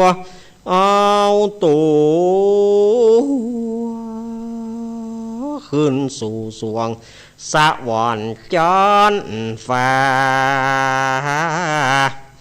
บุญสมปานแก่กาได้ถึงอมตะมหาเนราปานแดเตอเอาละสัทธาญาติโยมอาตมาภาพก็ได้เทศได้ใส่ระบำทำนองไปเป็นที่เรียบร้อยต่อไปนี้ก็จะมาเล่าต่อละเนอส่วนว่าเจ้าพญาป่าปังคราชหรือว่าพระเจ้ากาสีเมื่องัวเขาตองตายไปแล้วก็มีจิตใจที่ว่าจะดูตั้งข้ามน้องมันจะข้ามให้ถึงที่สุดจะเอาจนว่ามันบ่ได้งอกได้เงยจะเอาจนบ่ได้พุทธได้เกิดจะย่ำเข้าดินเข้าหญ้าฟอรสถาญาติโยมอย่างว่าเนี่ยอย่างอ่านลำเหลือเป็นเจ้าพญาแต่อย่าว่าข้ามเปิ่นอย่างใดสถาญาติโยมว่าในครั้งนั้นเป็นฤดูฝนเจ้าพญาป่าปังคราชเนี่ยก็กึดว่าจะใจเจ้ากำพร้าจะใจเจ้ากำพร้ากุมารเนี่ยให้มันไปเพี้ยวให้เพื่อว่าจะปลูกข้าวให้สถาญาติโยมจะให้มันไปปลูกข้าวให้โดยจะให้มันไปเพี้ยวดอย3 ม่อนเพื่อจะเอาแป่งให้เข้าเขาถึงจะเขมันจนได้จะเขมันบ่ให้ได้งอกได้เงยดูอย่างเนี้ยอย่างอ่านลำเหลือก็เลยใจเสนาอามาตย์ไปฮ้องเจ้ากุมารมาเสนาอามาตย์ก็ไปฮ้องเจ้ากุมารมาสถาญาติโยมเมื่อเจ้ากุมารเข้าเฝ้าพระเจ้าป่าปังคราชก็บอกว่าไอละอ่อนถอยบาเดียวเนี่ยฝนจะตกแล้ว กูจะปลูกข้าวให้ มึงจงไปเพี้ยวให้3 หม่อนดอยเฮือแล้วผักข้าวตอนเนอะถ้าโป้นผักข้าวตอนมึงบ่แล้วมึงตายกูจะฟอนคอมึงโอ้ศรัทธาญาติโยมน่าเอ็นดูเจ้ากำพร้ากุมารเนาะถูกค่ำถูกงอมแต่ไปเพี้ยวเลยดอย3 หม่อนเฮือแล้วภายในผักข้าวตอนบ่แล้วเหล่าวางเฮือดีวะแล้วก็เอามุยขี้ข้างศรัทธาญาติโยมเอามุยขี้ข้างเฮือเจ้ากำพร้าไปบอกว่าเอามุยเนี่ยไปฟันต้นไม้ต้นตอกไปฟันเฮือได้เพี้ยวมาฟันไม้ฟันตอกต้นไม้ต้นสีเหล้าเก่ากำฟันเฮือได้แล้วเอามุยขี้ข้างว่าศรัทธาญาติโยมศรัทธาญาติโยมว่ามันจะได้ก่อคนเฮานี่เปิ้นว่าสมัยก่อนเปิ้นฮ้องว่าจะได้เปิ้นฮ้องว่าเจ้ามีอำนาจเปิ้นบอกว่าระบอบเนี้ยเป็นระบอบสมบูรณาญาสิทธิราชย์ภายหลังมาเนี่ยเปิ้นก็เลยยุบเพราะว่าระบอบนี้มันโหดเกินไประบอบนี้มันโหดเกินไปก็เลยเป็นมาตั้งเป็นระบอบประชาธิปไตยเนาะระบอบสมบูรณาญาสิทธิราชย์ที่มันโหดล้ำไปใจเปิ้นก็ใจแต่ใจว่าเนี่ยเจ้ากำพร้าก็ไปศรัทธาญาติโยมเมื่อเจ้ากำพร้าไปหานเขาใส่ต้นไม้สีเหล้าเก้ากำเป็นป่าลูกอุกหนาจะเงี้ยอย่างใดนี้เฮาจะไปฟันไปเพี้ยวอย่างใดหนามกาอย่างกา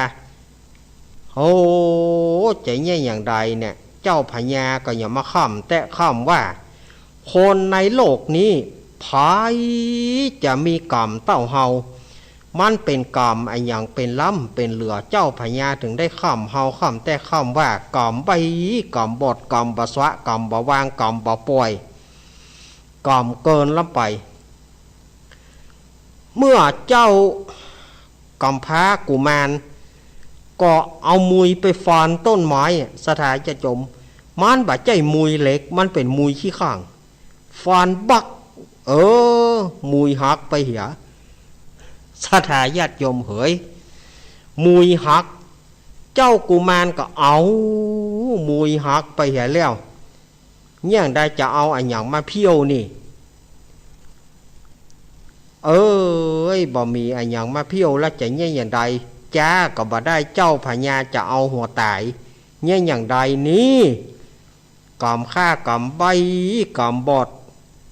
กำบ่ป่วยกำบ่สวะกำบ่วางอีล่ำเหลือยกมือไหว้ตังบนยกมือไหว้เทวบุตรเทวดาสุนันตุพลโตเตวสังขายโยฟังลาเทวดาเฮยอันรักษาบนแหล่งล่ารักษาฝั่งฟ้าหนอไปบนพระอินทร์ตนวิเศษขอจงมาพอฆ่าผู้คนทุกคนอยากผู้ที่มีกรรมมีเวรมีกรรมมีเวรนี่กรรมเตอะเปิ่นใจเปิ่นข้ามหัวไผ่ที่ไหนในโลกนี้จะมีกรรมอย่างฆ่าผู้นี้ชื่อว่าเจ้ากรรมพางัวตองเนี่ยมันเป็นกรรมไอ้อย่างไปล่ำไปเรือพญาอินพญาพรหมเหยมาส่องหูเลงหันฆ่าพ่องเตอะข้ามีกรรมแตะกรรมว่าอีล่ำเหลือช่วยข้าพ่องเตอะวะด้วยแหงอธิษฐานของเจ้ากุมารปรากฏว่าหินปันทุกกำพลศีลาอาจอันเป็นที่นั่งของพญาอินซึ่งปกตินั้น แต่นั่งก็คือหินปันทุกกำพลศีลาอาจของพญาอินเนี่ยปกติจะนุ่มอ่อนสุขุมานนุ่มอ่อนเหมือนสำลีบาเดียวนี้ปรากฏว่าหินปันทุกกำพลเนี่ยแข็งกระด้างหอนโกนหยก พระอินทร์นั่งบ่ได้เอาพระอินทร์ก็ว่าบาเดียวนี้ไผ่ที่มีบุญนักเหลือเฮาจะมาลู่ที่นั่งเฮาก็ว่าเกิดเหตุการณ์อันอย่างบาเดียวนี่ที่นั่งเฮาเนี่ยหินปันทุกกำพลศีลาอาจเป็นแต่นั่งเฮาเนี่ยว่านี่นั่งตึงบ่ได้ฮ้อนแข็งมันเป็นอันอย่างไผ่จะมาลองดีกับว่าไผ่จะมาลู่อย่างกับเฮา ก็เลยส่องไปส่องมากับส่องไปทางเมืองคนส่องมาทางชมพูทวีปนี่นะส่องมาทางเมืองคนก็ไปหันใจเจ้ากำพร้ากุมารนั่งให้สะอึกสะอื้นพญาอินหูแล้วโอ้น้องเฮามีตุกโลนี่เพราะว่าตอนนี้เปิ้นไปเกิดเป็นพระอินทร์แล้วหรอไปหันใส่เจ้ากำพร้าก็โอ้น้องเฮามีความตุกเจ้าพญาเอาแล้วน้องเฮาโดนเจ้าพญาข้ามแล้วข้ามแตะข้ามว่าเอาเลี้ยวมีเหตุอะไรอย่างจ้าเฮาควรไปถามกำหรอพญาอินเมื่อหูอย่างอันก็เหาะลงมาแล้วปลอมเป็นพรานป่าเตียวมาหาแล้วก็ว่าไอ้น้อย ไอ้น้อยให้อย่างกาไอ้น้อยลูกที่ไหนมานี่เนี่ยอย่างมานั่งให้กลางป่าง่าไม้เจ้ากำพร้าก็เลยถามว่าตอบว่าโอ้อีลุงเฮ้ยในโลกนี้ไผจะตุกเต่าข้าตุกเจ้าพญาค่ำข้าค่ำแต่ค่ำว่าบาเดียวเนี่ยลุงค่ำอันหยังบอกคือลุงเหรอก็เจ้าพญาใจให้ข้ามาเพี้ยวเปิ้นจะเอาแป้งให้เข้า3หม่อนดอยเฮือแล้วในผักข้าวตอนแล้วก็เอามุยขี้ข้างอย่ามาเฮือข้าเอามุยไปฟอนไม้กำเดียวก็หักละบัดนี้นี่ข้าบ่มีอันหยังจะมาเพี้ยวแล้วอีลุงเฮ้ยข้าตุกอกตุกใจอย่างใดจะหนีก็หนีบ่ได้เพราะว่ากรรมแต่ท้ายสร้างมา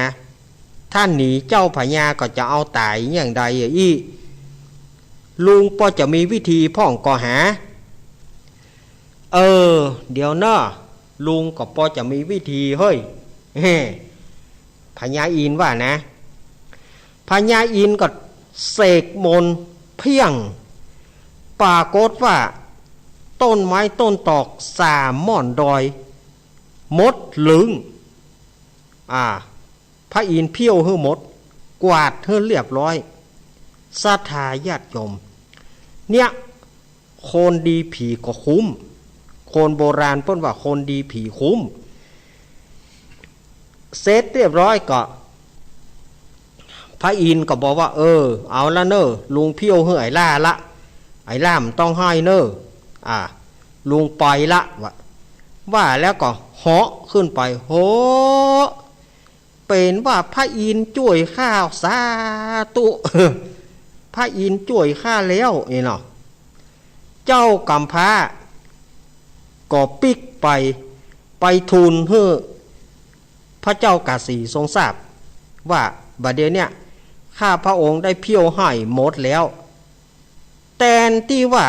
พระเจ้ากาสีจะยินดีก็ว่าไอ้ละอ่อนถอยมึงนี่มันวอกนะเป็นละอ่อนอย่างฮัดวอกคนตั้งหลายจะมาเพี้ยวดอย3หม่อนในผาข้าวตอนเดียวมันเป็นไปบ่ได้ดอยถึง3หม่อนกว้างสุดเจนหูเจนตามึงอย่ามาวอกอย่างอีเสนาอามาตย์เอามันมัดติดหางจ้างแล้วก็ปลาเฮือมันไปเฮือมันปลาสู่ไปพอเอามันมัดติดหางจ้างแล้วสู่ขี่จ้างเอามันลากติดหางจ้างไปถ้าว่ามันตีหั่นน่ะมันเพี้ยวบ่ได้แต่ฟอนคอเข้าจะไปเอามันมาว่าศรัทธาญาติโยมพระเจ้าป่าปังคราชเปิงป้นว่าพระเจ้าป่าปังคราชป่าปังไปว่าบาปพระเจ้าบาปหนาไอ้เจ้าพญาบาปหนาเนาะชื่อมันนะเจ้าพญาบาปหนาบาปแตะบาปว่าก็มันบอกอากาศในหอยว่าในเน็ตหมอศรัทธาญาติโยมนี่มาออกอากาศปะใดว่าตัวก็โคตรโดยเหือตีนเหือมือออกปะโตปะเสี่ยงโคตรลำไปเขาก็ มัดเจ้ากุมารติดหางจ้างศรัทธาญาติโยมโคนถูกมัดติดหางจ้างเมื่อจ้างปล่อยแล้วมันจะมีอาการอย่าได้เมียหน้าสุกหน้าสวมปะโตปะเสี่ยงจ้างลากจ้างอย่าไปตุกไปต่ำต้นไม้ต่อไม้เมียแนมไปดีจูเดียวเมื่อเขาไปหารก ก็โอ้ดอยมดสอยมดถึง3 ม่อนดอยเขาก็เอาเจ้ากุมารมัดติดห่างจ้างปิกไปปิกมาศรัทธาญาติโยมมันจะจุจะจำหมอกใดเขาก็มาทูลว่าจริงพระเจ้าค่ะเจ้าพญากาสีก็สั่งให้คนต่างหลายเอาเข้ามาปั้นหนึ่งเอาเข้ามาปั้นเต่าบะจมปูนะเอาเข้าบ่มากเต่าหน่วยบะจมปูก็คือเข้าปั้นเต่าหน่วยชมพู่สถาญาติโยมเอาเฮ้อเจ้ากุมารกินปอเลี้ยงไส้วะโธ่ธรรมโมสังโฆอย่าเด้อเฮาตึงอยากให้เหล่าซะหน่อยแล้วเฮาแร่งเหล่าเฮาก็แร่งโคตรเฮาแร่งเหล่าเฮาก็แร่งโคตรเนาะแล้วก็ปล่อยเจ้ากุมารไปปรากฏว่าพระเจ้าป่าปังคราชเนี่ยหรือว่าพญาบาปหนาเนี่ยก่อนย่างบะเสี่ยงเตื้อปองจะฆ่าหนอพระเจ้าจะต้องหาวิธีที่จะฆ่ามันถึงที่สุดเอาจนมันตายว่าเอาจนถึงมันตายว่าตึงบะแล้วใจเตื้อพอดีช่วงนั้นเป็นหน้าฝนตกทึกก็เลยบอกว่าเขาจะเอาไอ้กุมารไอ้ละอ่อนเนี่ยเขาจะเอามันไปเผาวันนี้เขาจะให้มันไปเผาให้มันไปเผาของฝนตกเนี่ยถ้ามันเผาบ่ได้ก็จะให้เขาฆ่ามันเหียพอแล้วศรัทธาญาติโยมฝนตกแล้วเผาก็มันจะไหม้ว่ะเนาะมันตึงว่าตัวกระจายขึ้นตัวนะใครเอามันออกมาหน้าจอคอมพิวเตอร์นี่เนาะมานั่งอยู่หน้าจอคอมเนี่ยเขาจะประกอบใส่หัวจะว่าบลกปกปักมาเอาหัวมันโนหยกหยักสักคำหรอเนาะว่าก็โคตรนะแล้วก็จ้อยเสนาอามาตย์ไปห้องเจ้ากุมารมาแล้วก็บอกคือเจ้ากุมารว่ามึงไปเผาให้เนอะมึงเพี้ยวได้แล้ว3 ม่อนดอยมึงต้องเผาคือแล้วในผักข้าวไงเผาตุ้งฝนตกเนี่ยถ้ามันบ่ไหม้ก็มึงตายเฮือเผาแล้วเฮือผักข้าวไงศรัทธาญาติโยมแล้วก็เอาก็ไฟเฮือเจ้ากุมารเอาก็ไฟดีก็บ่เฮือเอาเหล็กไฟคอรอนเนี่ยเอาเหล็กไฟคอคอนเนี่ยสมัยก่อนเหล็กไฟมันจะมีคอหรอคอปัดเนี่ยนะเอาเหล็กไฟคอคอนขะแลกพอจะร้อนแล่บ่ร้อนแล่เอาฮื้อเจ้ากุมารก็ไปถึงก็โอ้เจ้าพญาข้ามเฮาอีลำเหลือฝนก็ตกมันจะไหม้ว่ะนี่ก็เลยปัดก็ไฟพอปัดก็ไฟกับแส่เดียวบอกว่าคอหลอนแป๊กปัดมาได้ละฝนก็ตกเจ้ากุมารก็อย่างใดนั่งให้ไหวเตวบุตรเทวดาไผมาช่วยข้าพ่องล้อข้ากำใบกำบอดเป็นกรรมเป็นเวรอย่างเป็นล่ำเป็นเรือแฮวะศรัทธาญาติโยมก็ปรากฏว่าพญาอินหูข่าวว่าเจ้าพญาบาปหนาค่ำน้องเฮาแถมแล้วพญาอินก็เลยเนรมิตเหาะลงมา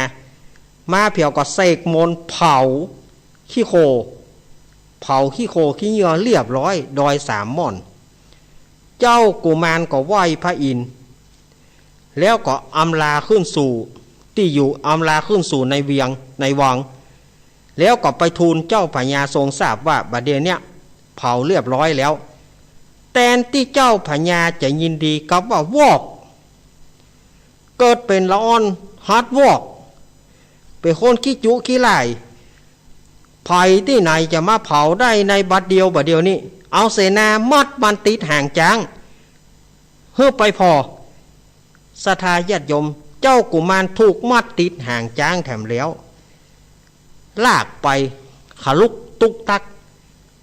หน้าจุหน้าจอมหน้าสุกหน้าสวม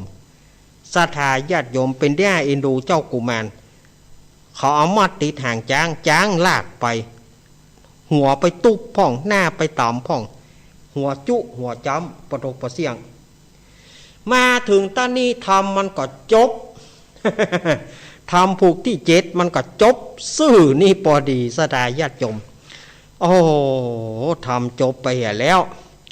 ไปจะได้ต่อกันในผูก8เนอผูก8ก้อยมาปะกันแถมผูกนี่มันอวสานตะอี้แล้วมันจบตะอี้แล้วฮะมันมีแล้วฮะ ขออนุโมทนากับศรัทธาญาติโยมสาธุชนทุกท่านที่ได้ฟังธรรมด้วยดีเสมอมากรรมอันใดที่อาตมาว่าไปมันอาจจะแหงไปพ่องสุมาอภัยเนอกรรมอันใดที่มันว่ามันบัดตัดบะแม่นก็ขอสุมาอภัยกับศรัทธาญาติโยมตัวเนออนุโมทนาเจ้าภาพทุกท่านขอให้บุญกุศลนี้ให้เจ้าภาพทุกท่านมีความสุขความเจริญเจ้าภาพจงเจริญเจ้าภาพจงเจริญเนอนิธิตังขีญาสังวรนาวิเศษจาห้องเหตุธรรมเตสนาเรื่องโกณโลหะกำผ้างัวเข่าตองผูกที่7ก่อบางโกมโสมเรศสาเดชสาธุสาธุสาธุศรัทธาญาติโยมทำผูกที่7จบไปแล้วต่อไปเป็นการประเคนแม่บุญแม่บางปอนโยนานมาก่อนเอาโยมแม่อาตมาเกณฑ์ก่อนแม่บุญปอนอูบคำแม่คำอูบคำป่อเมืองแก้วแม่มาลีนางสาวสายฝนแล้วก็เจ้าภาพที่อาตมาอ่านไปตะกี้ เจ้าภาพที่อาตมาว่าไปตะกี้มาเลยมาเจ้าภาพตั้งหลายแม่วรรณอุทัยแม่เจ๊พิทยาร้านพิทยาเฟอร์นิเจอร์บ้านโฮงละปูนมาเจ๊ใหญ่พ่อครูโสพลแม่ครูสายทองมารแซมพี่สาวกระดังงาพี่บุรองยะสินทุพ่อลุงสะอิ่งมาพ่อหลวงประดิษฐ์แม่หลวงกันหารัตนพรหมแม่พ่อหลวงประดิษฐ์แม่หลวงกันหารัตนพรหมแล้วก็พ่อหลวงประพันธ์แม่หลวงอัมพรมาอันนี้บ้านยางส้มเนอะสันเจดียางส้มแม่เอื้องไพรชัยยองดงฤาษี มาแม่เอื้องไพรชัยยองมาแม่บุญทวีตะออดป้อนานไวแม่สุมาลีกัลยาป้อจานนานภัยป้อจานนานภัยมาศรัทธาญาติโยมต่างบ้านโฮงเฮามาแม่เกี้ยวยะวาแม่เกี้ยวไข่เกแม่บัดได้เกมาเกเลยแม่เกี้ยวมาเกแม่เกี้ยวยะวาแล้วก็มากันเลยมากันเลยมากันเลยมากันมาพี่จันทร์ปามีบลมบ้านเราเมียวพี่จันทร์ปามีพ่อสมศักดิ์แม่สีเพนอันนี้เปิ้นมาเกณฑ์แล้วแม่น้อมตาจางแม่บัวคำจีนามาศรัทธาญาติโยมตังเวียงหนองล่องเฮาแม่จันนวลป้อน้อยเจินแม่จันนวลนายเทิดพงษ์นายพัดพงษ์มาเลยมาเกณฑ์กันหมดเลยมาเลยพวกนี้มาได้เกณฑ์เตื้อมาแม่เล็กชัยประการแม่เหยแม่เหยแม่เหยมาเนอะแม่เหยฮะแม่เหยก็ไม่หาห้องกันโฮยฮะโฮยฮะโฮยฟังมาฝ่ายห้องฝ่ายกำหัวคนใดก็ว่าคนน่าห้องกันฮะเฮ้ยเฮ้ยฮะไม่หาก็ไม่เหยเนาะมาเลยเนอะแม่ปราณีมแม่สวรักษ์แม่สีทรอุ้ยหาหน่อยสุมาเถอะ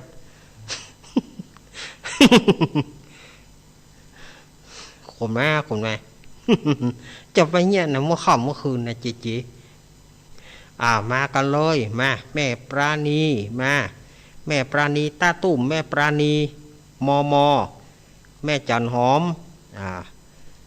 ตังป่าซางนี่แม่อย่างก็เนี่ยแม่สีทอนปุ่นเนอแม่สีทอนป่าซางอย่างเนอแม่สีทอนป่าซางก็เมินแล้วนะเปิ้นบัดโทรมานะมาแม่จานเรือนสายอันนี้แม่เลี้ยงใหญ่หรอเนาะเพื่อเปิ้นจะอินดูลูกเนนเนี่ยซื้อรถหน่อยคือลูกเนนสักกันเลย ว่ากันเอาม่วนมาได้เนอะแม่จานเขาต้องเอาชื่อแม่จานเรือนใสแม่เดือนเพนทีมวางแม่เลี้ยงใจบุญของเฮาแม่น้อยเกี้ยวซาวมาป้อจานนันทรงมากันหมดแล้วกับทีมงานธรรมะคลายเครียดทุกท่านทีมงานธรรมะคลายเครียดทุกท่านมาเลยแม่บัวพัดกุลันมาหรือเปล่าแม่บัวพัดกุลันมาเลยตั้งแม่ศูนย์มาแม่สมพัดแม่บัวพัดก็ได้ว่าบ่ชื่ออีแม่เหมาะแม่ฉลาดแจ้ซ่อนแม่เฉลียวเมืองปานโดลำปางแม่สีกุลมากุคนเนอมาเลยปะเคนกันหมดเลยบ่เว้นบ่ไว้ไผ่นะแม่สายพินตรงซ่านไม่ไหนนักข่าวนักซอประจำเฮามาแม่ฟองละแม่กองแรงเกิดเมื่อค่ำมาเลยโอ้สถาญาติโยมวันนี้ไหนกันไหนแล้วมากันกุคนเนอะบอกว่าพ่อบอกว่าแม่ท่านไหนที่วันนี้นี้มาประเคนกันกุคนเนอะเอาครับก่อนที่จะฮับปอนนั้นอาตมาขอสถาญาติโยมได้สงบใจสัก1 นาทีจ้างพับหูงูแลบลิ้นจ้างพับหูงูแลบลิ้นสักประมาณ1 นาที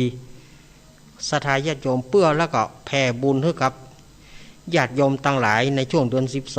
12ขอญาติโยมปฏิบัติกรรมเดียวเนาะอาตมาขอเวลากรรมเดียวเนอะวิทยุอาจจะเงียบไปกรรมหนึ่ง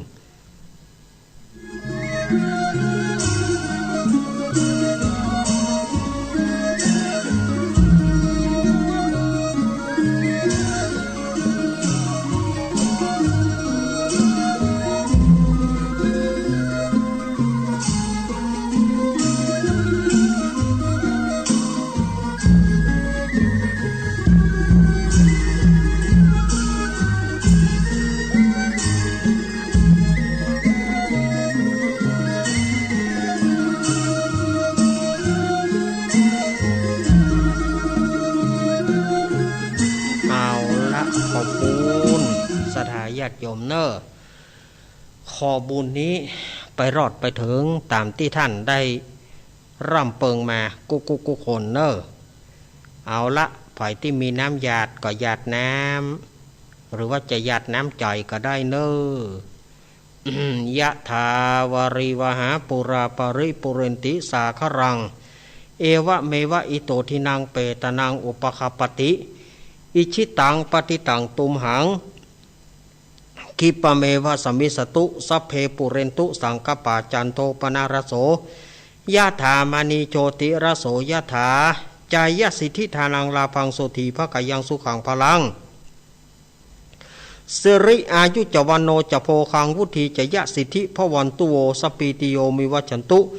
สัพพโรโกวินาสตุมาเตภวัตวันตรายโยสุขีติกายุโกภวะปิวาตานาสิริสนิจังวุธาปัจจายิโนจัตตาโรธรรมาวัฏันติอายุวันโนสุขังพระลังสาธุห้าวละศรัทธาญาติโยมก็จบไปแถมขั้นตอนหนึ่งต่อไปวันตาหลวงอันนี้ฉบับเชียงใหม่เนาะฉบับเชียงใหม่กันเนาะ วันตามิพุทธังสัมปังเมโตสังกามาทะเมพันเตวันตามิธัมมังสัพปังเมโตสังขามันทะเมพันเตวันตามิสังฆังสัพปังเมโตสังขามันทะเมพันเตวันตามิคุโรปัจจยจาริเยสัพปังเมโตสังฆามันทะเมพันเตวันตามิกัมมัฏฐานังสัพปังเมโตสังขามันทะเมพันเตวันตามิอารามเมพัทธสีมายังสัพปังเมโตสังฆามันทะเมพันเตวันตามิเจติยังสัพปังสัพพัทธาเนสุปฏิทิตาสเรราตาตุมหาโพธิงพุทธรูปังสักการังสัตตานาคะโลเกเตวะโลเกพรหมะโลเกชัมพูทิเปรังกาทิเปสเรราธาตุโยเกสาธาตุโยอรหันตาราตุโยเจติยังกันทะกูติงจตุรสีติสาหาเสธรรมกันเตสเปสัมปันทะเจติยังอาหังวันตามิสัพปะโส หันหน้ามาตังครูบาอาจารย์หันหน้าตังหลวงปู่หลวงพ่อปฏิพันธ์ธรรมทินเนอะหันหน้าตังหลวงปู่เนาะวันตามิพันเตสะปังอาปาราทังกามันทะเมพันเตมะยะกะตังปุญญังสามินาอนุโมทิตาปังสามินากะตังปุญญังไมหังทาตาปังสาธุสาธุอนุโมทามิจัตตาโลธรรมวัฏันติอายุวันโนสุขังปะลังสาธุสาธุสาธุเอาละสาธาญาติโยมสาธุชนทั้งหลายก็ กิจกรรมการสวดมนต์กิจกรรมต่างๆก็เสร็จแล้วเนอะเสร็จละ ท่อตอนนี้3:31 นาทีศรัทธาญาติโยมอาตมาภาพก็จะเลยเปิดสายอะกะก่อนที่จะเปิดสายนั้นอาตมาภาพก็จะขอประชาสัมพันธ์งานที่ใกล้จะมาถึงที่นี้เฮอกับศรัทธาญาติโยมตำบลดอยหล่อของเฮาเนาะ เป็นงานของตำบลดอยหล่อของเฮาขอเชิญจวนคณะศรัทธาญาติโยมศรัทธาสาธุชนทั้งหลายร่วมงานถวายทานเสนาสนะถวายทานกุฏิสงฆ์แล้วถวายทานวัจจกุฏิ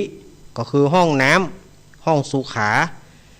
หน้าที่อารามใหม่เหล่ามนทาหรือว่าวัดใหม่เหล่ามนทาวัดใหม่เหล่าเป้าหมู่3ตำบลดอยหล่ออำเภอดอยหล่อจังหวัดเชียงใหม่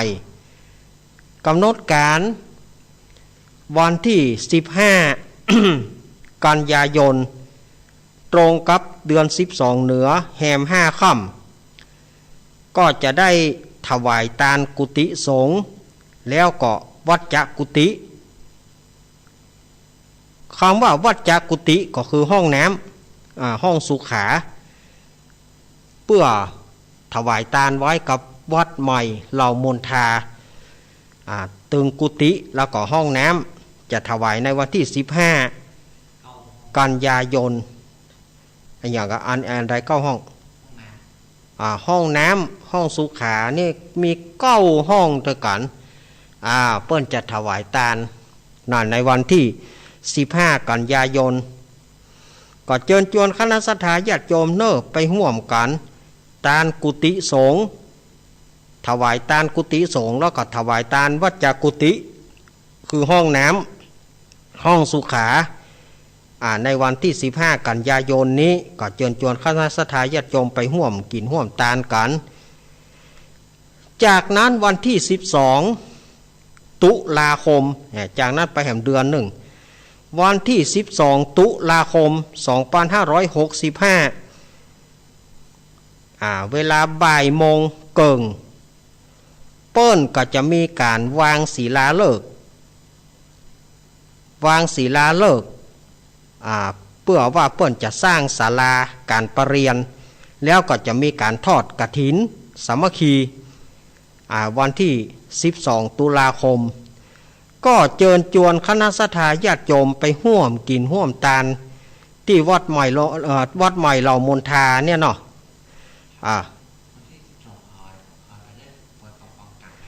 ถ้าว่าเจบอกว่าถ้าวันที่12ไผบ่ได้มาก็ฟังการถ่ายทอ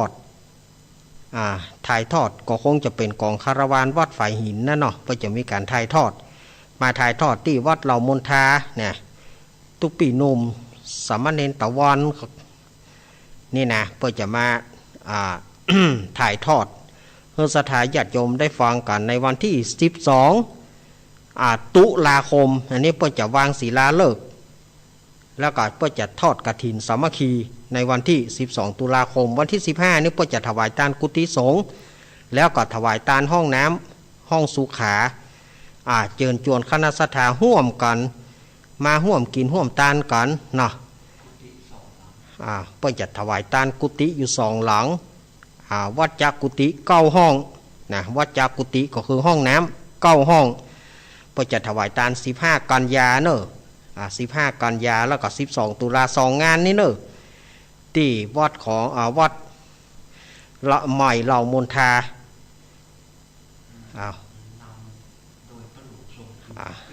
นี่ก็ป้อจานนันทรงหรือว่าป้อหลวงทรงปินตาเปียเนาะเปิ้นเป็นเก้าเป็นกรอยู่แล้วพวกก็จะมาวันนั้นก็เชิญชวนคณะสัตยาติโยมไปร่วมกินร่วมทานกันเนาะ11ก็ตักบาตรเทโวที่ลุ่มวัดพระธาตุดอยน้อยเนาะอันนี้ก็วันที่11ตุลาคมออกพรรษาแล้ววันหนึ่งเป็นวันอังคาร ตรงกับวันอังคารเริ่มตั้งแต่6 โมงเช้าไปต้นไปเนาะ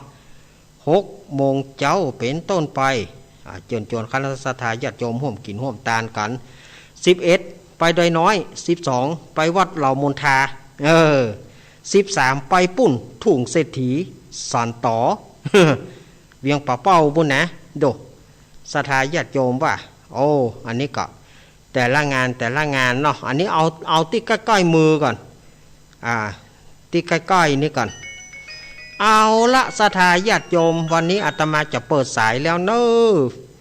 9:35 นาทีละอาตมาจะเปิดสายละดู36ละแหะอาตมาจะวางสายละเนอะ089 214 0135 089 214 0135พายจะไปสายแรกลำปางก็ว่าเจียงไฮ้เจริญปอนครับนมัสการครับพี่ไอ้ครับวันที่6เนี่ยงานแล้วครับโอ้วันที่6นี่ขอเชิญมาเสด็จตาวัดประจันนะครับพี่ไอ้ว่าไปเลยขอเชิญมาเพชรครับเนี่ยด้วยครับตีเปิดมาสบายนะคือมาเสด็จตาด้วยครับผมครับขอบคุณพี่ไอ้เนอะครับนมัสการครับแต่กับพี่ไอ้โอ้อาตมาภาพก็เกียมว่าจะดีแหละตะกี้นะแต่อาตมาเอาไปลืมได้อย่างใดเนี่ยงานของท่านพระครูนัดเนี่ยตายแล้วพระครูนัดจะด่าเขาแล้วเนี่ยเจริญปอนครับหาแม่เพน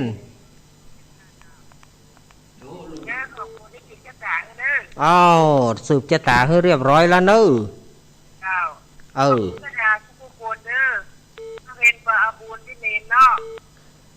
ครับ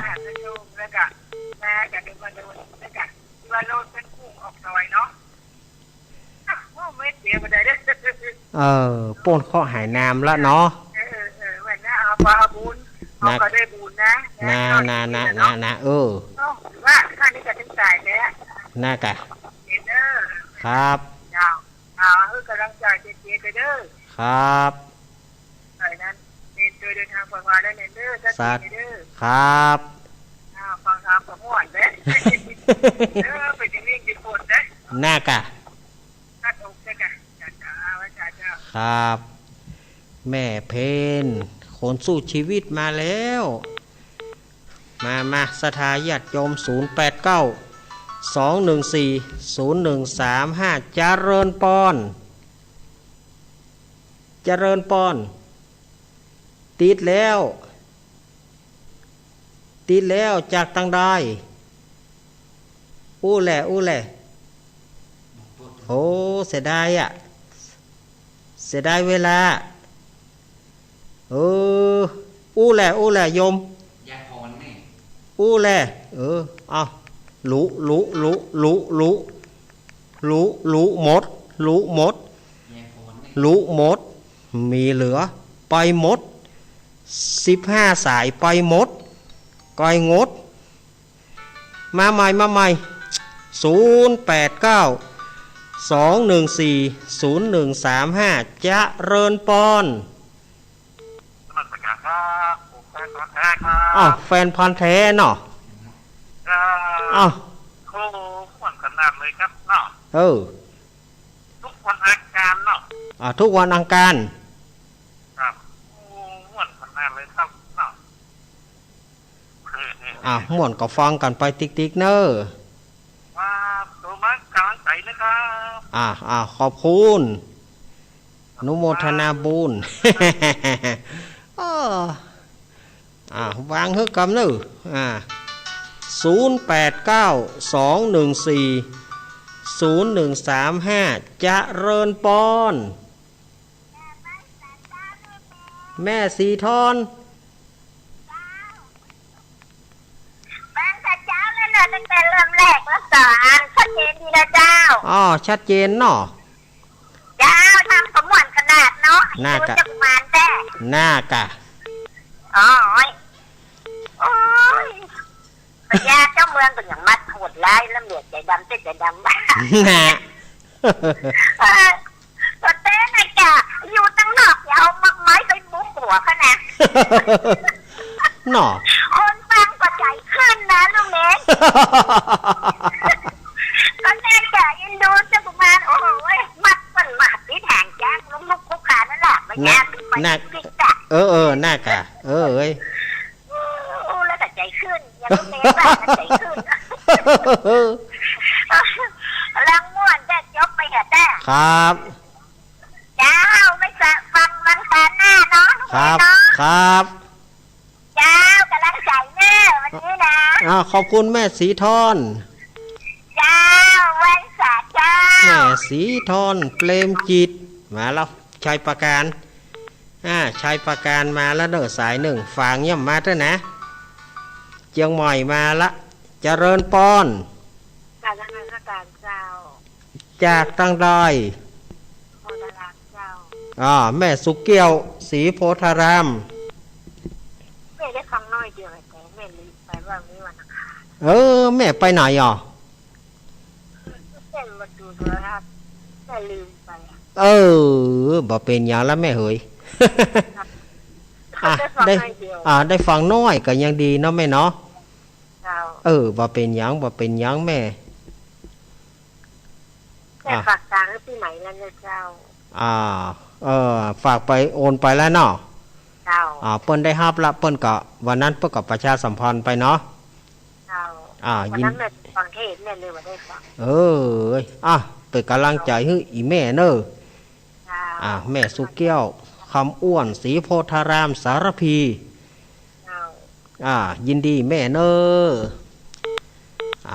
แม่สุเกี้ยวศรีลาพรมีไหนแม่สุเกี้ยวสารปีมาละจะเริญปอนไว้สาเจ้าแม่แสงทองเจ้าตะกี้กันไว้สาเจ้าบ่ได้ยินบ่ได้ยินเสียงเลยเนาะก็นะมันไม่กระตื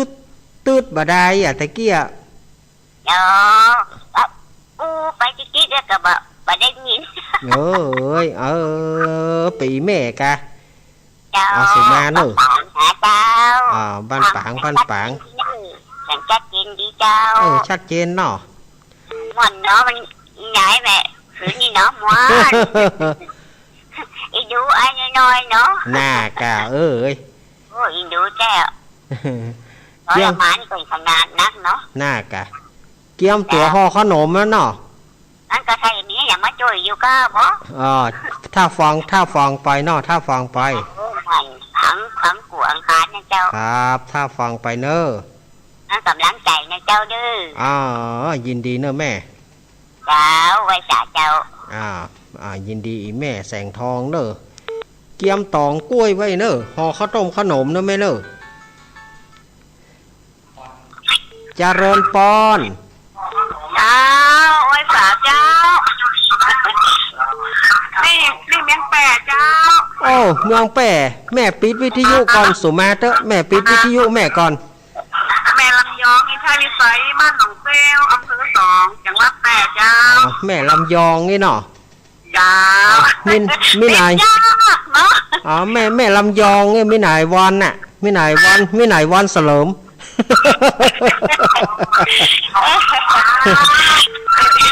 แม่มันทั้งคืนน่ะแม่ก็พยายามโทรแต่บอกไปนิดเนาะ แม่สุมาเตอะแม่ปิดวิทยุก่อนดู เจ้า แม่ลำยองนี่เนาะฟังประจำ เจ้า ฟังประจำยินดีอีแม่เนอะ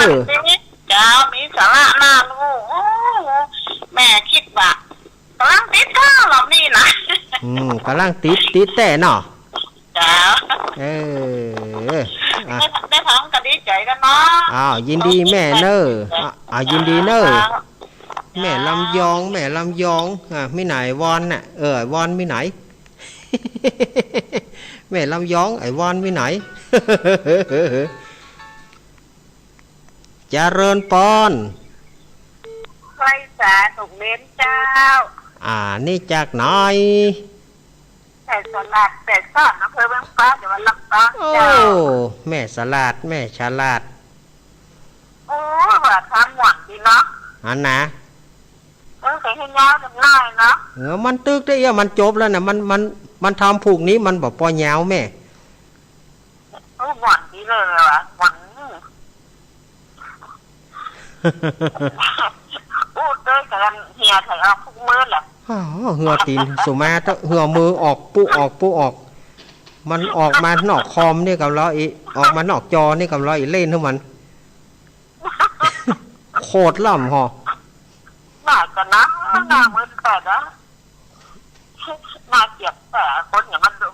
หนีหายใจดำหายเนาะ น่ากะเนี่ยเปิดว่าคนโบราณเปิดว่าเราจะไปห้องเจ้ามาเหือนนี่ยินดีแม่ฉลาดเนอะ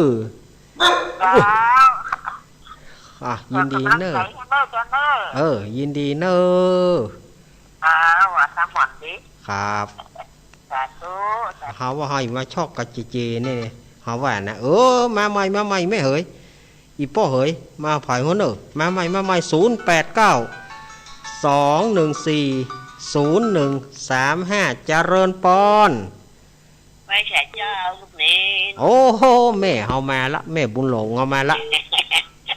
แม่เฮามาเลี้ยวแม่เฮาบ่รับเตื้อ หลับเตี้ย ฝนตกก่อนนะแม่ หลับไม่อ่านละจ้า ฝนตกก็แม่ตะกี้ฝนคนเดียว บ่มี 4-5 วันแล้วบอกงี้ตะกี้นี่ตีดอยรอนี่มีหน่อยนะเมื่อค่ำนี่นะเมื่อสัก6 โมงเราเล็ดกำเดียวปุ้นตกบ่มีตังดอยรอเพ่ปากตังเจริญเพ่ตกหน่อยจ้าแม่เกียมข้าวหนมแล้วก็จะไปวัดไปวะเดือนที่2เป็นเพื่อนก็เป็นจะกินสลากเพื่อกินสลากเพื่อกินสลากเนาะเจ้าวัดจอมฉวานพูดไม่ใช่วัดดีอันเป็นกินเป็นตำบลเปิ้นเอาไปตำบลเนาะเปิ้นย้ายไปตำบลละ แต่ละปีเนาะแม่เนาะเออ้าวขอบคุณแม่เนอ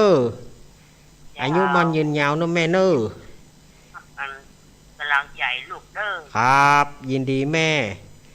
แม่บุญหลงแม่บุญหลงนี่ก็เน็ตนะ89แล้วนะโทรศัพท์คนเดียวดอกเน็ตแม่เฮานี่เจริญปอนจากทางใดแม่รับย้ายบ้านน้องเป้าตะกี้แม่ลำยองบัดเดี๋ยวนี้แม่ลำย้อยหั่นแม่ฟังอยู่น้ำมนต์ก็ได้แล้วเสือจะตายแล้วทำกับมวนดีน่ะขอบคุณนะแม่เนอยินดีอีแม่ลำย้อยเนอแม่ลำยองก็มาแล้วแม่ลำยอยก็มาแล้วแม่ลิ้นจีมีวะฮะ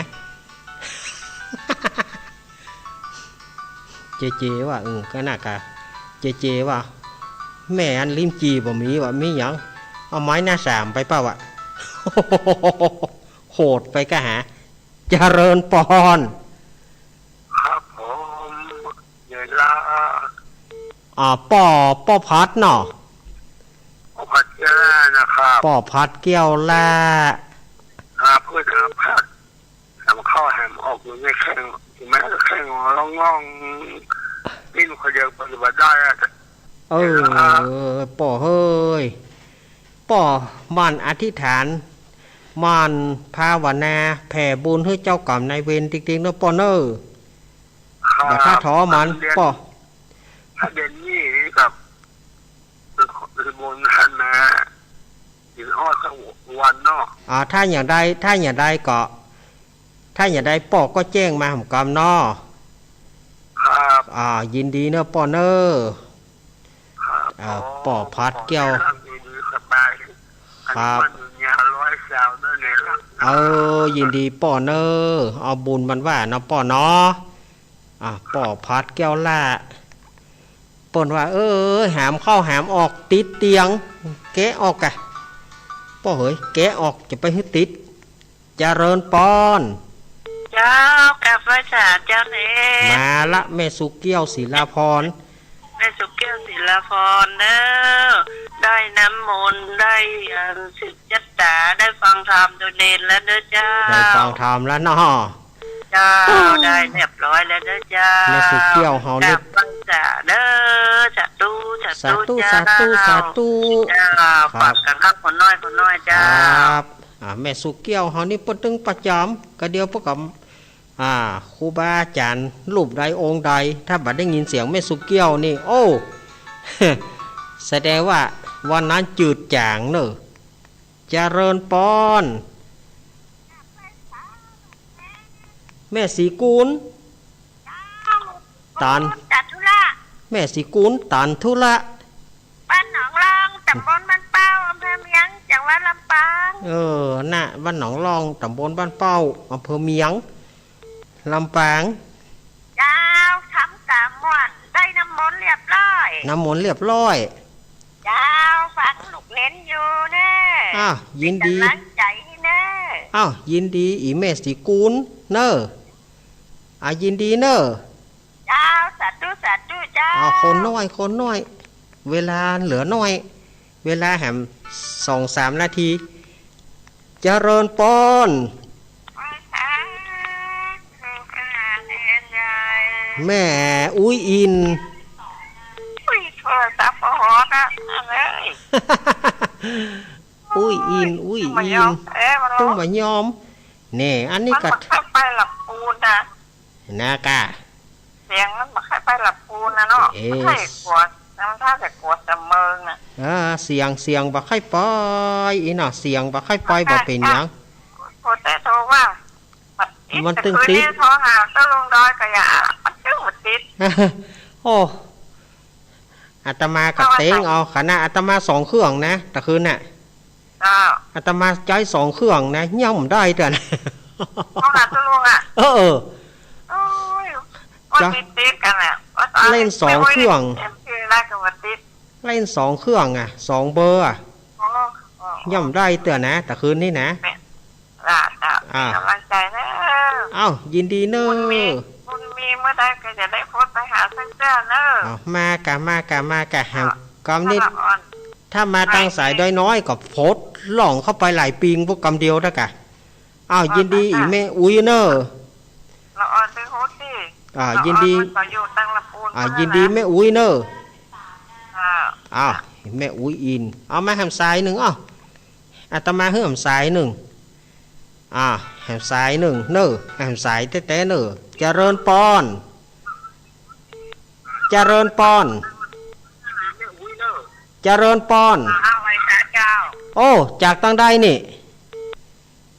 ยายหน่อยกัดนัดเจ้า เออยายหน่อยเอายายหน่อยว่าไปเลยเอายายหน่อย ควันรับตื่นมาพอดีเนาะเตียนทางนี้รักเรามันดึกเนาะยายหน่อยมันรับเจ้าเนาะ ปิ้นยัง เจ้าพอดีไปพิธีเจ้าเนาะ ครับ เอาไอ้ท่านสุขภาพแข็งแรงเนอะ สาธุยายน้อย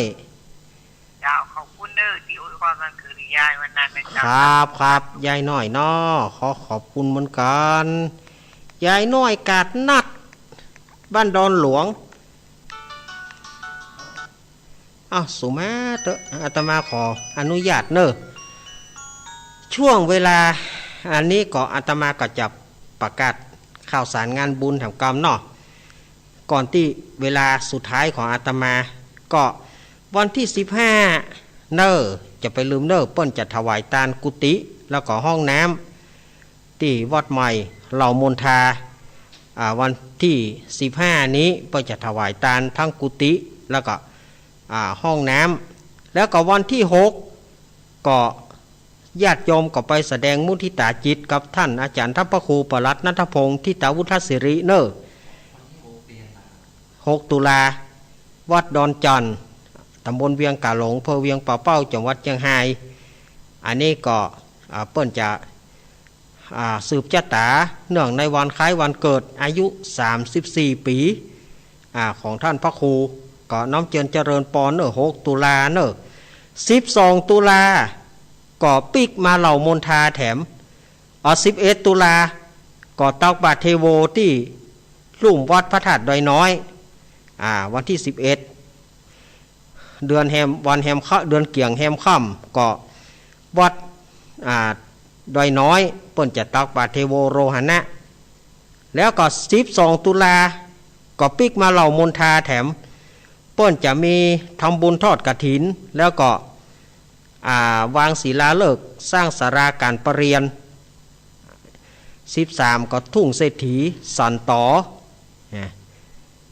อันนี้ก็อาตมาภาพก็ประชาสัมพันธ์ไว้เพื่อญาติโยมได้รับฟังกันเนาะ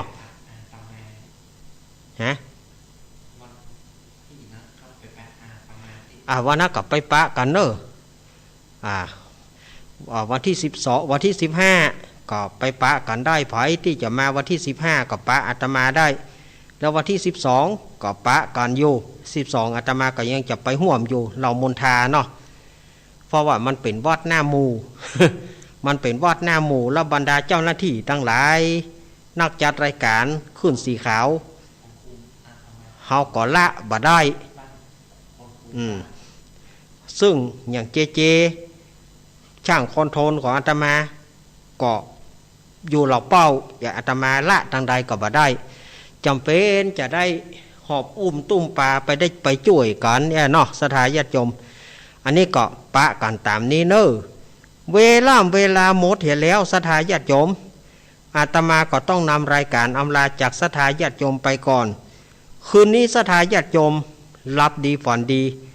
รับได้เงินหมื่นตื่นได้เงินแสนแก่นได้เงิน100เงินปอนด์เนอะอังการหน้าก้อยปะกันใหม่อังการนี้อาตมาภาพปะแลดแปดป่างไปบะถูกเนี่ยใดก็ขอสุมาอภัยเนอะการหน้าก้อยปะกันแต่ใหม่จัตตารโอธรรมวัฏันติอายุวโนสุขังปะลัง